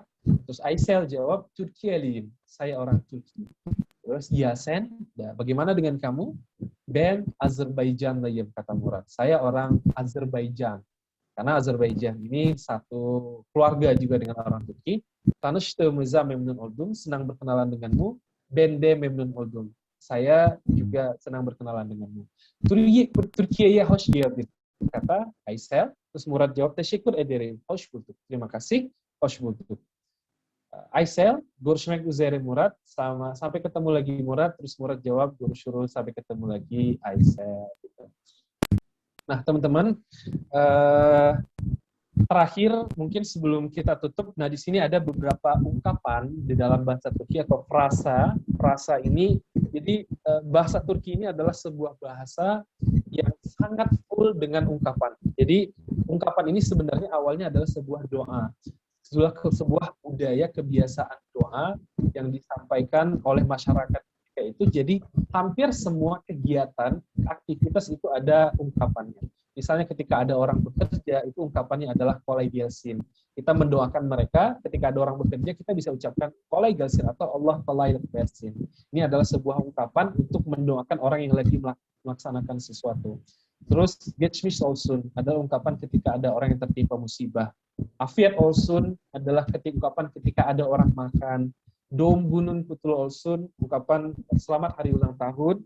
Terus iyi seneler, ini ungkapan selamat tahun baru. Hayırlı bayramlar atau iyi bayramlar atau bayramınız mübarek olsun. Ini adalah ungkapan selamat hari raya, baik itu hari raya Idul Fitri ataupun hari raya Idul Adha bisa. Terus ungkapan di hari Jumat, hayırlı cumalar atau iyi jumalar atau cumanız mübarek olsun. Artinya semoga Jumat kamu berkah, selamat hari Jumat. Jadi ini ungkapan ini sangat banyak sekali dalam bahasa Turki dan saya kira dibandingkan bahasa Indonesia justru ungkapan dalam bahasa Turki jauh lebih banyak ungkapan-ungkapan ini. Terus tebrik ederim, selamat artinya. Çok yaşa, ini ungkapan ketika bersin. Özür dilerim, permohonan maaf. İyi yolculuklar, selamat bepergian. İyi dersler, selamat belajar. İyi çalışmalar, selamat bekerja. Allah kabul etsin. Nah, Allah kabul etsin ini artinya adalah ungkapan ketika ada orang beribadah, baik itu orang berdoa ataupun orang lagi sholat, orang selesai sholat, kita ucapkan Allah kabulessin. Terus ada sahat lar olsun. Sahat lar olsunnya artinya digunakan ketika ada orang yang habis bersih, orang habis mandi ataupun orang habis cukuran, bisa orang bersih-bersih, kita bisa ucapkan sahat lar olsun. Terus elerinnya salek.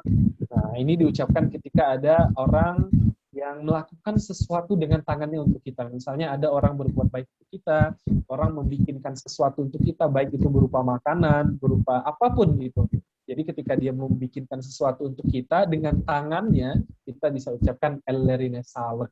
Kita mendoakan semoga tangannya berkah, tangannya bersehat, tangannya pokoknya ini doa-doa kebaikan untuk dia gitu.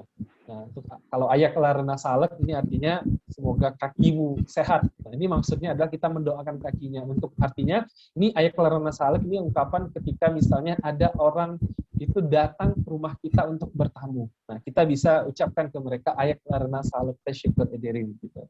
Terima kasih sudah datang ke rumah saya. Terus tatiler selamat berlibur. Terus hafta sonlar selamat berakhirkan. Air losun ini diucapkan untuk ketika ada orang mendapatkan sesuatu yang baik atau suatu hadiah.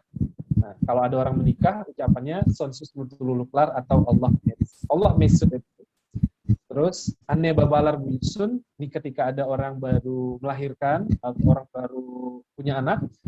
Terus shanslar ini ungkapan untuk mendoakan orang yang sedang ingin berjuang atau ingin melakukan sesuatu gitu. Nah, jadi teman-teman sebenarnya banyak lagi ungkapan di dalam bahasa Turki. Kalau kita catat ini mungkin bisa jadi kamus bahkan ya. Saya rasa kalau kita catat semua ungkapan mungkin bisa menjadi sebuah kamus karena apa? Karena ungkapan dalam bahasa Turki sangat banyak sekali. Setiap kegiatan ada aja ungkapan gitu. Nah, ini yang saya kira sangat baik dalam bahasa Turki yang bisa menjadi perhatian kita, dan teman-teman insya Allah nanti teman-teman jika belajar bahasa Turki, teman-teman nanti akan belajar ungkapan-ungkapan juga seperti itu. Oke teman-teman, nah ini terakhir dari saya, mungkin ini saja yang dapat saya sampaikan. Demikian, mungkin kita lanjut saja dengan tanya jawab dan saya langsung serahkan kepada moderator. Itu saja dari saya. Teşekkür ederim arkadaşlar. Dan sampai ketemu di Turki. Türkiye'de görüşürüz. Assalamualaikum. Waalaikumsalam warahmatullahi wabarakatuh. Silakan buat teman-teman yang ingin bertanya, mau aktifkan nomor raise hand ya teman-teman.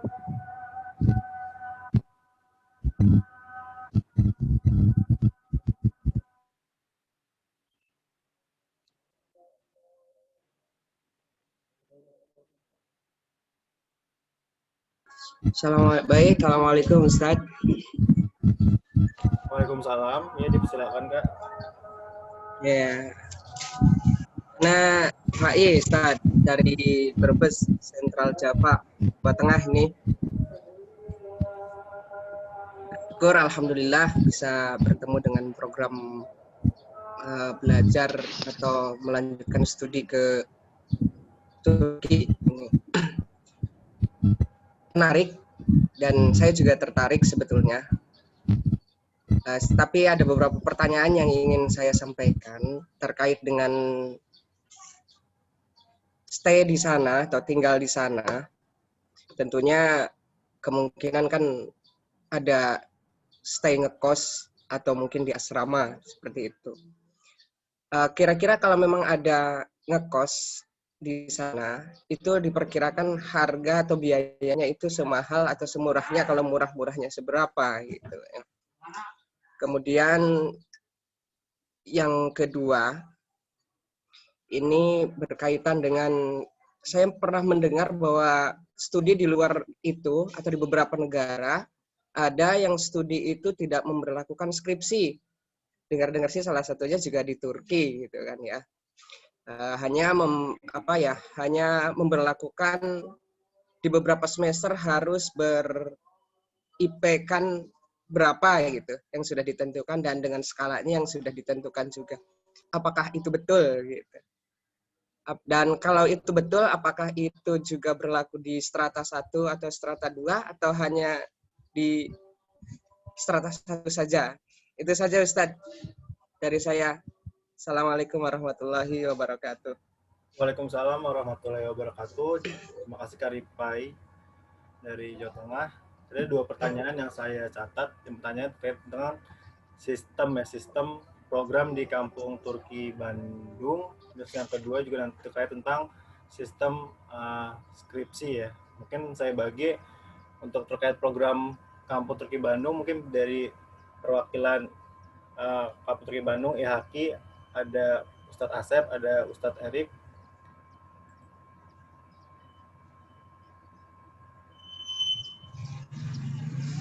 Silakan Ustadz Asep atau Ustadz Erik atau Teh Hewan. Afwan Ustadz, boleh menambahkan satu pertanyaan lagi? Ini betul ya tadi. Saya juga tertarik ini kalau studinya ada studi tentang kampung ini ya, kampung Kampung Turki ya. Ini kayaknya di sini saya lihat tadi di list informasi itu ada di 2 tempat. Kalau nggak salah di Pare ya, 1 juga, terus kemudian di Bandung juga katanya ada. Ini kalau usia seperti saya ini kan saya sudah job ya, sudah bekerja. Artinya kalau memang mau mengikuti sistem pembelajaran kursus bahasanya tersebut, apakah disediakan sistem pembelajaran online? Tidak harus stay di ma'had atau di tempat kursus gitu. Itu juga salah satu pertanyaan. Baik, Ustaz, itu saja. Oke, terima kasih Kak DPM. Mungkin Kak Anas menunggu teman-teman IHAKI menjawab program Kampung Turki Bandung. Karena untuk pertanyaan dari Kak Ripai terkait tentang program kuliah di Turki yang non skripsi, apakah ada tentang program non skripsi Kak Anas?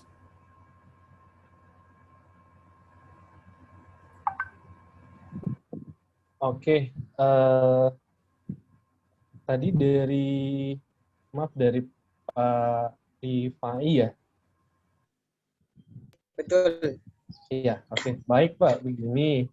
Nah, jadi kalau di Turki itu sistem skripsi itu sistemnya seperti ini. Bukan seperti di Indonesia sistem skripsinya gitu. Jadi di Turki itu namanya tugas akhir gitu, tugas akhir. Jadi untuk S1 itu bukan seperti di Indonesia yang kita itu ada PKL-nya, ada lakuin penelitian gitu, terus ada nanti dikirim ke daerah-daerah gitu ya. Kalau kita kan gitu ya S1 ya, nanti pergi ke daerah-daerah gitu, terus nanti kita ada PKL-nya dan sebagainya, habis itu nanti ngajuin judul, terus yudisium, sidang. Nah, di Turki tidak gitu. Jadi di Turki itu skripsinya itu modelnya hanya sebuah tugas akhir, dan tugas akhirnya tidak ada sidangnya, tetapi ada bimbingannya. Gitu, bimbingannya ada, tapi tidak ada penelitiannya, tidak ada magangnya ini pun dan sebagainya, tidak ada. Kalau magang mungkin ada, tapi magang ini hanya untuk mahasiswa yang masih mahasiswa sains gitu. Jadi kayak mungkin mahasiswa arsitek, terus teknik, nah itu ada magangnya. Itu masuknya kayak internship gitu mereka.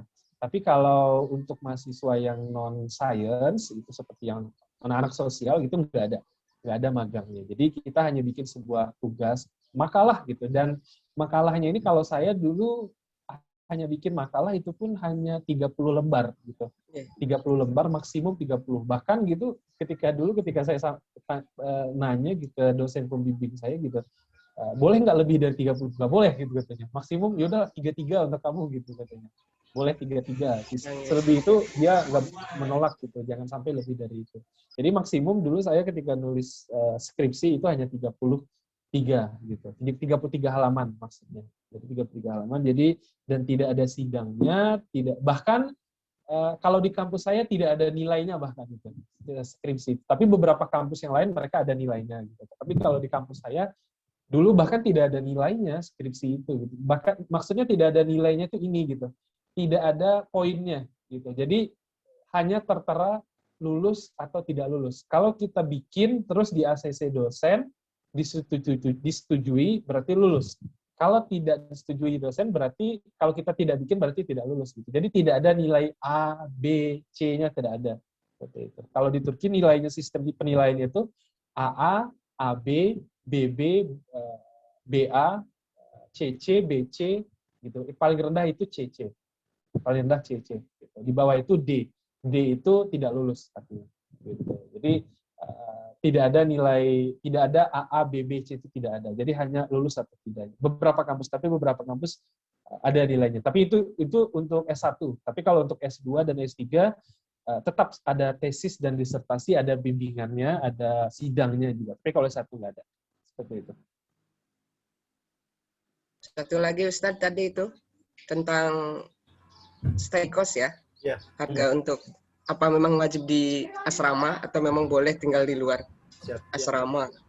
Terkait untuk program Kampung Turki Bandung, alhamdulillah Kampung Turki Bandung hadir sudah masuk bulan kedua.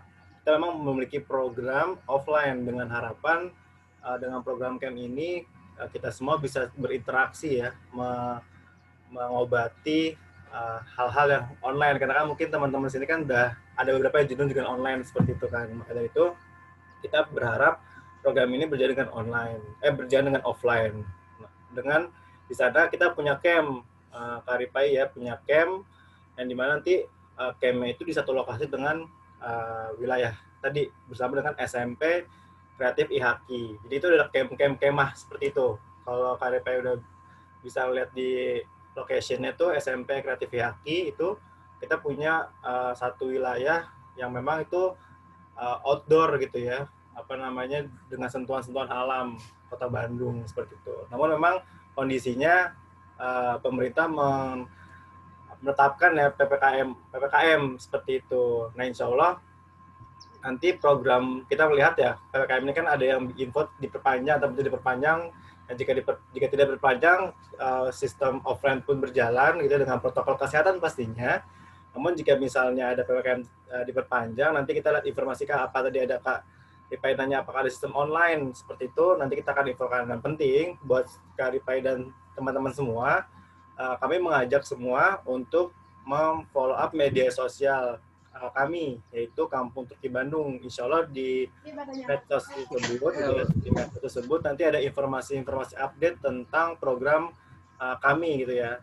Nanti apakah bukannya offline maupun online gitu. Insya Allah kita menstandarisasi tutornya ya sekapasitas Kak Anas nih ya, alumni Turki minimal, ataupun nanti kita juga ada tutor tamu itu native speaker, supaya nanti para peserta bisa interaksi langsung dengan para tutor-tutor berpengalaman kami. Maka dari itu pesan saya terkait tentang program Kampung Turki Bandung, silakan teman-teman follow Instagramnya ya. Mungkin di sini kan teman-teman tahu dari WhatsApp ataupun tahu dari Instagram kuliah di Turki ataupun tahu dari teman-temannya dan lain-lainnya.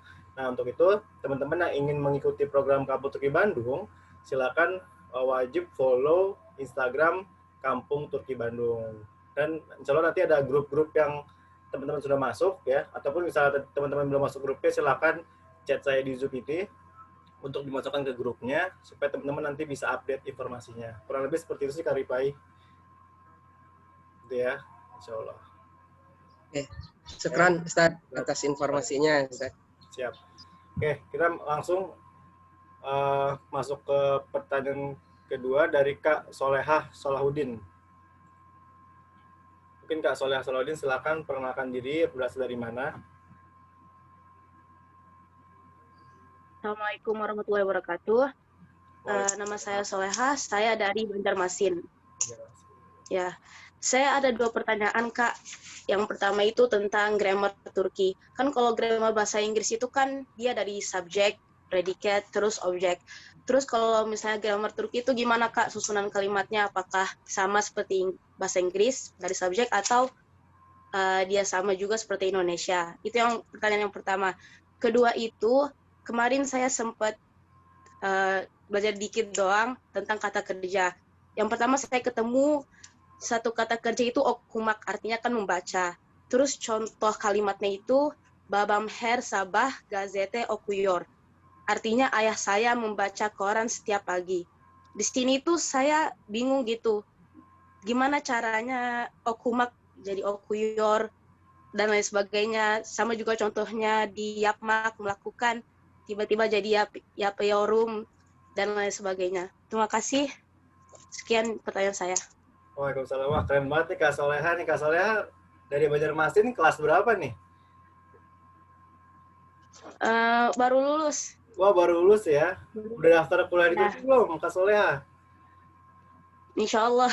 Insya Allah ya. Nah, nanti daftar kuliah Turki, bareng IHAKI, kamu Turki Bandung. Nanti ketemu Kak Anas nih, belajar grammar bahasa Turki. Kak Anas, ini ada Kak Soleha yang nanya tentang grammar dan mungkin tadi kayak SPOK-nya kali ya, yang untuk menyusun-nyusun katanya. Nah, itu gimana Kak Anas? Silakan Kak Anas, boleh bantu Kak Soleha. Oke, ini Soleha ini kan udah daftar di kita nih. Soleha, itu di kemarin daftar Uludag ya? Lulus nggak Iya, Uludag? iya. Belum ada pengumumannya. Oh, berarti lagi Belum. proses ya? Iya. Nah, ya udah. Mudah-mudahan lulus lah hanya daftar di Uludag saja. Soleha? Daftar juga di jalur berkas. Oh, jalur berkas gitu. Sudah mudah-mudahan Ya. nanti dua-duanya lulus ya. Bismillah. Amin, insya Allah. Oke, jadi untuk SPOK dalam bahasa Turki itu ada sedikit perbedaan, bukan sedikit malah, kebalik malah. Nah, kayak kalau di dalam bahasa Indonesia itu susunan katanya itu adalah subjek, predikat, dan objek. Nah, dalam bahasa Turki seperti ini. Sebentar, saya share screen dulu, teman-teman. Nah, di dalam bahasa Turki, struktur kalimatnya itu bukan SPOK. Nah, di dalam bahasa Turki itu struktur kalimatnya itu ada yang pertama itu zamir. Zamir itu kata ganti subjek. Kata ganti subjek. Nah, kata ganti subjek itu ada ben, sen, o, bisis, dan onlar. Kemudian masuk setelah zamir itu keterangan. Nah, keterangan ini bisa keterangan waktu, keterangan tempat, tergantung keterangan. Jadi bisa keterangan waktu, keterangan tempat, keterangan keadaan. Nah, setelah itu baru masuk fiil. Fiil atau kata kerja. Kata kerja. Nah, setelah kata kerja itu baru imbuhan subjek. Imbuhan subjek. Gitu. Jadi seperti inilah susunan susunan kalimat di dalam bahasa Turki. Nah, berbeda dengan bahasa kita. Kalau dalam bahasa kita subjek dulu, terus predikat, baru objek. Nah, objek itu di mana? Misalnya dalam sebuah kalimat ada objek. Nah, objek itu di sini letaknya. Objek. Objek itu letaknya sebelum kata kerja. Nah, beda dalam bahasa Indonesia itu objeknya setelah kata kerja. Dalam bahasa Turki objek itu sebelum kata kerja. Nah, seperti itu. Nah, jadi tetapi yang paling uniknya adalah, nah, di dalam bahasa Turki kalau subjek itu kan letaknya di awal. Nah, subjek itu menentukan pelaku dalam sebuah kalimat. Nah, sekali lagi dalam bahasa Indonesia, subjek itu menentukan pelaku, siapa pelaku dalam sebuah kalimat.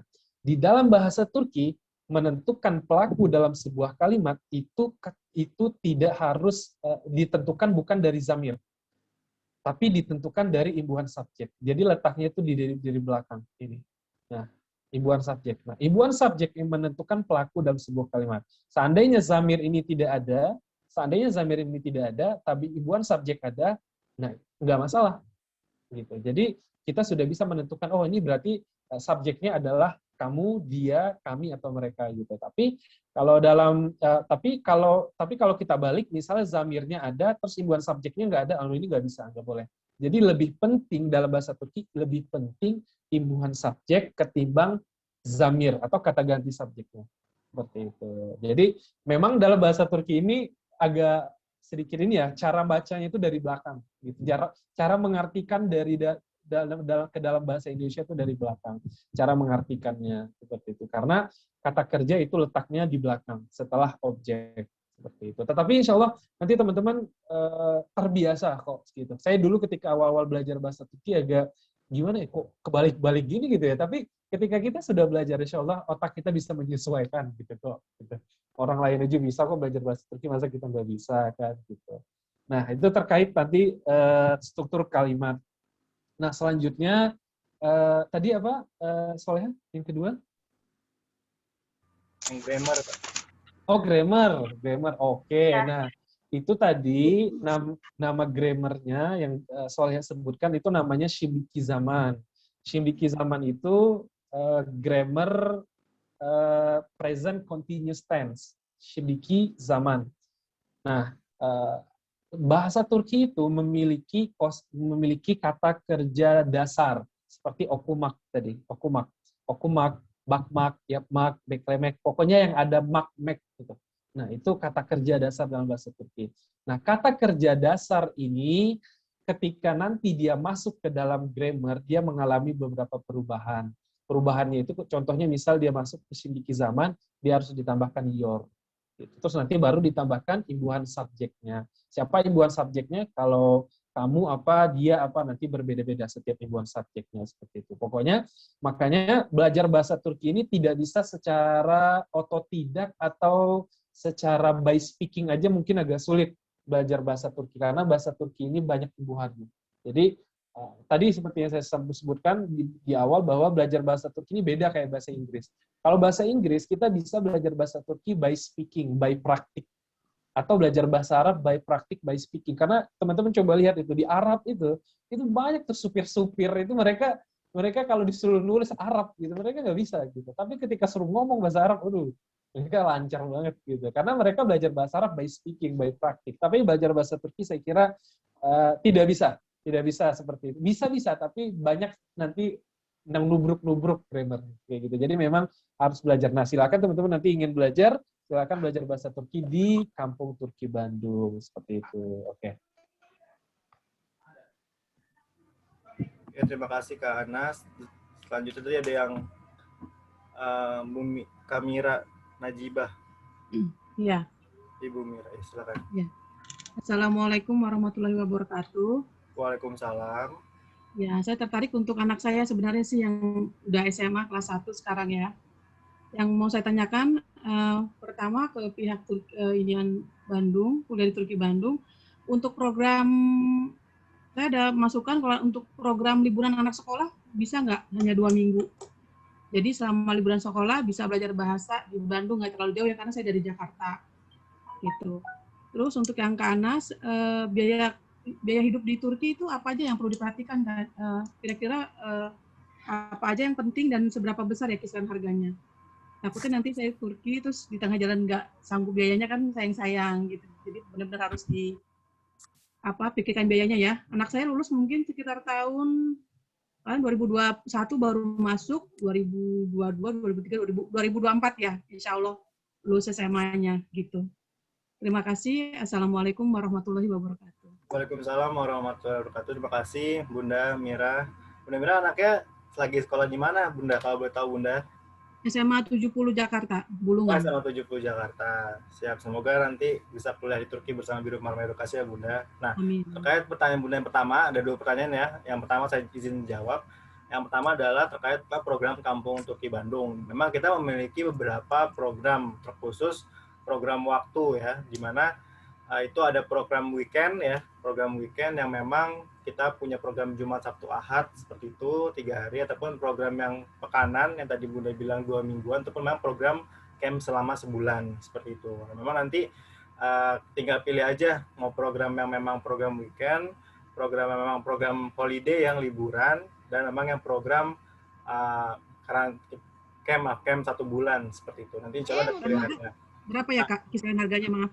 Nah, kalau untuk biayanya nanti insya Allah dalam waktu yang akan datang kita informasikan biayanya Bunda ya. Maka itu nanti silakan nomor Bunda sudah terdatabase dengan pihak IHAKI, nanti untuk update-annya ya, untuk update-annya kita akan informasikan ke Bunda dengan program-program dan fasilitas yang akan didapatkan seperti itu. Terkhusus kita pun juga sedang menyesuaikan program kita dengan kebijakan pemerintah gitu ya, kebijakan pemerintah gitu, seperti itu. Karena kan ada beberapa hal kebijakan pemerintah yang memang demikian harus diikutsertakan. Tapi insya Allah kita dari pihak IHAKI dan Biro Marmara tidak ingin memberatkan para peserta terkait tentang kebijakan. Yang penting teman-teman nanti sehat walafiat, itu udah boleh seperti itu. Nah, terkait program Kampung Turki Bandung ya, Bunda ya. Nah, untuk yang kedua pertanyaan terkait tentang biaya hidup nih Kanas. Kanas pengalaman kuliah selama 5 tahun ya, karena kan tahun pertama Tomer ya, itu bagaimana Kanas terkait tentang biaya hidup seperti itu. Silakan Kak. Oke, iya. Untuk biaya hidup Bu Mira Najiba, saya kira murah ya di Turki untuk biaya hidup. Karena apa murah? Ya, karena Turki mereka nggak pakai mata uang asing, mereka pakai mata uang Turki, Turkish lira, dan Turkish lira sekarang ini terus 1.800 rupiah. 1.800 rupiah, dan bisa jadi nanti semakin di sini makin lebih murah gitu. Nah, kalau kita compare aja misalnya dengan mata uang negara tetangga kita, ringgit Malaysia itu 3.000-an, 3.300 gitu kan. Apalagi dengan dolar Singapura 10.000, justru lebih mahal. Dengan dolar Amerika 14.200, 14.100, dengan euro 16.000. Nah, Turki hanya 1.800 gitu. Jadi saya kira biaya hidup di Turki ini sangat-sangat murah, sangat-sangat terjangkau. Contohnya misalnya sekarang ini aja orang tua yang kuliah yang menyekolahkan anaknya ke Turki itu untuk biaya rumah, apartemen, listrik, air dan gas itu paling habis hanya 1.500.000 per bulan atau mungkin 2 juta.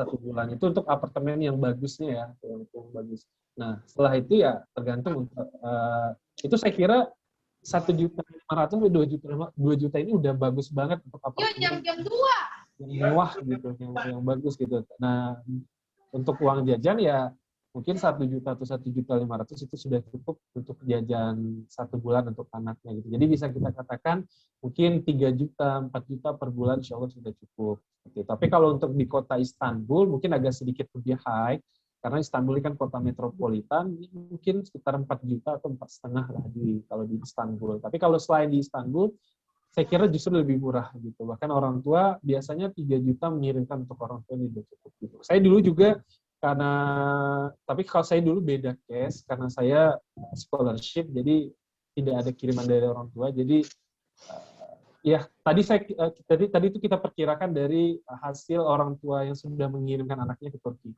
seperti itu. Jadi mereka mengirimkan seperti itu setiap bulannya seperti itu. Bu Mira. Ya kuliahnya di Turki per semester atau per tahun? Per semester. Iya. Okay. Selain itu apalagi Kak? Biaya buku kah? Perlu buku atau daftar utang kah? Sama kawan seperti itu Kak? Kalau buku murah Bu, di buku murah banget gitu di buku. Ya paling kalau buku paket beli sendiri. Iya, kalau buku paket, buku-buku perkuliahan itu paling kita beli buku sendiri gitu. Tapi lebih banyak biasanya fotokopi gitu kita. Kalau buku-buku perkuliahan itu, dan itu nggak terlalu memberatkan kok gitu. Saya kira kalau untuk buku perkuliahan gitu.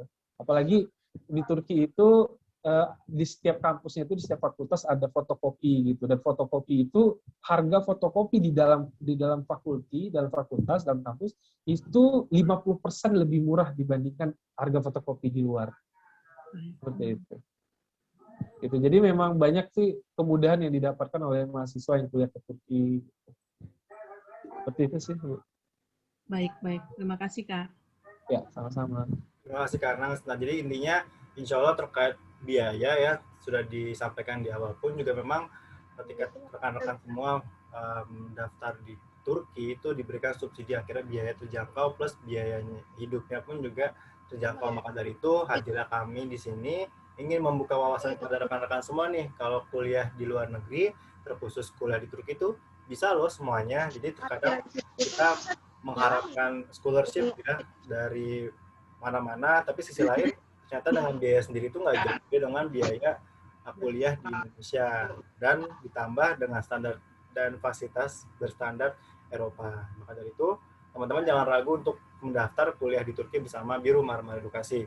Saya pun juga sudah memberikan link di chatnya ya, kolom chat Zoom, buat teman-teman yang ingin mengetahui program kuliah di Turki secara lengkap. Silahkan berkunjung ke website www.kuliahturki.com dan daftarkan diri kalian di kuliah di Turki strip IHQ, ataupun nanti langsung chat konsultasi WhatsApp ya, jangan ragu. Nah, teman-teman mohon maaf karena kan waktu yang sudah melewati rundown teman-teman ya, jangan bersedih. Sekali lagi saya mohon maaf buat teman-teman yang mungkin sudah ingin bertanya langsung kepada narasumber, tapi jangan khawatir, insya Allah kita selalu mencoba untuk menghadirkan ya seminar-seminar kita setiap pekannya. Maka dari itu teman-teman di sini jangan, saya sarankan langsung nih follow Instagram ya, Instagram Kampung Turki Bandung ya, Kampung Turki Bandung, dan Instagram kuliah Turki_ID. Insya Allah setiap pekannya kita akan menghadirkan narasumber-narasumber yang keren-keren nih, seperti Kak Anas. Sekali lagi juga Kak Anas, terima kasih buat Kak Anas ya udah share kita semua. Maka dari itu saya izin menutup agenda pada hari ini. Tapi sebelum ditutup mungkin nanti ada sesi foto bersama ya. Maka dari itu teman-teman mohon untuk mengaktifkan videonya.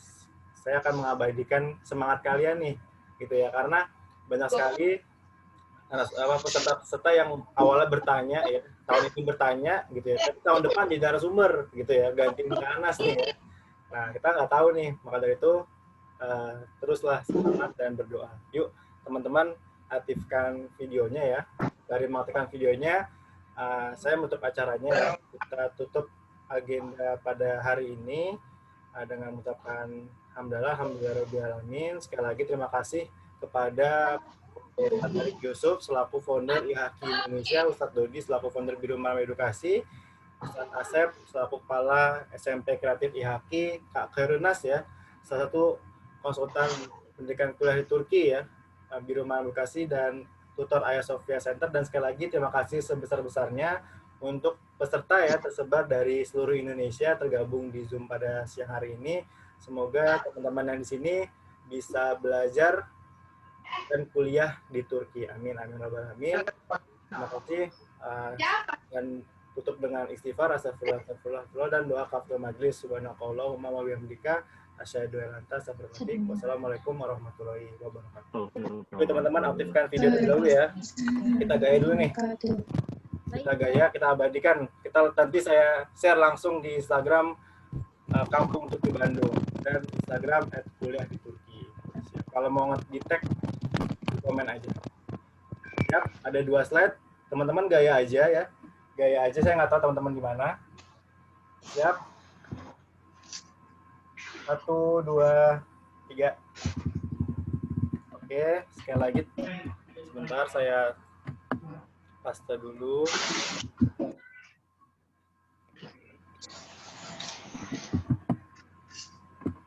Oke, sekali lagi. Siap, gaya aja teman-teman. Mungkin teman-teman dapat di slide ini. Siap, 1, 2, 3. Terima kasih dengan adanya foto sesi bersama mengakhirkan acara pada siang hari ini. Sekali lagi teman-teman, terima kasih hadir dan izin mengucapkan terima kasih kepada narasumber. Yuk aktifkan mikrofonnya, kita ucapkan Tesekur Ederim ya. Tesekur Ederim, terima kasih banyak buat Kak Anas dan Ustadz Erik Yusuf. Tesekur Ederim Kak Anas. Tesekur Ederim Kak Anas. Kita syukur Ederim semuanya. Tiga Ederim. Surus. Sampai jumpa kembali, Guru Surus Kak Anas. Ya, sampai ketemu semuanya. Terima kasih Kak Ufar, Ustadz Erik Yusuf, tim IHQ dan Biro Marma Edukasi. Erik Yusuf, terima kasih. Wassalamualaikum warahmatullahi wabarakatuh. Waalaikumsalam Warahmatullahi wabarakatuh. warahmatullahi wabarakatuh.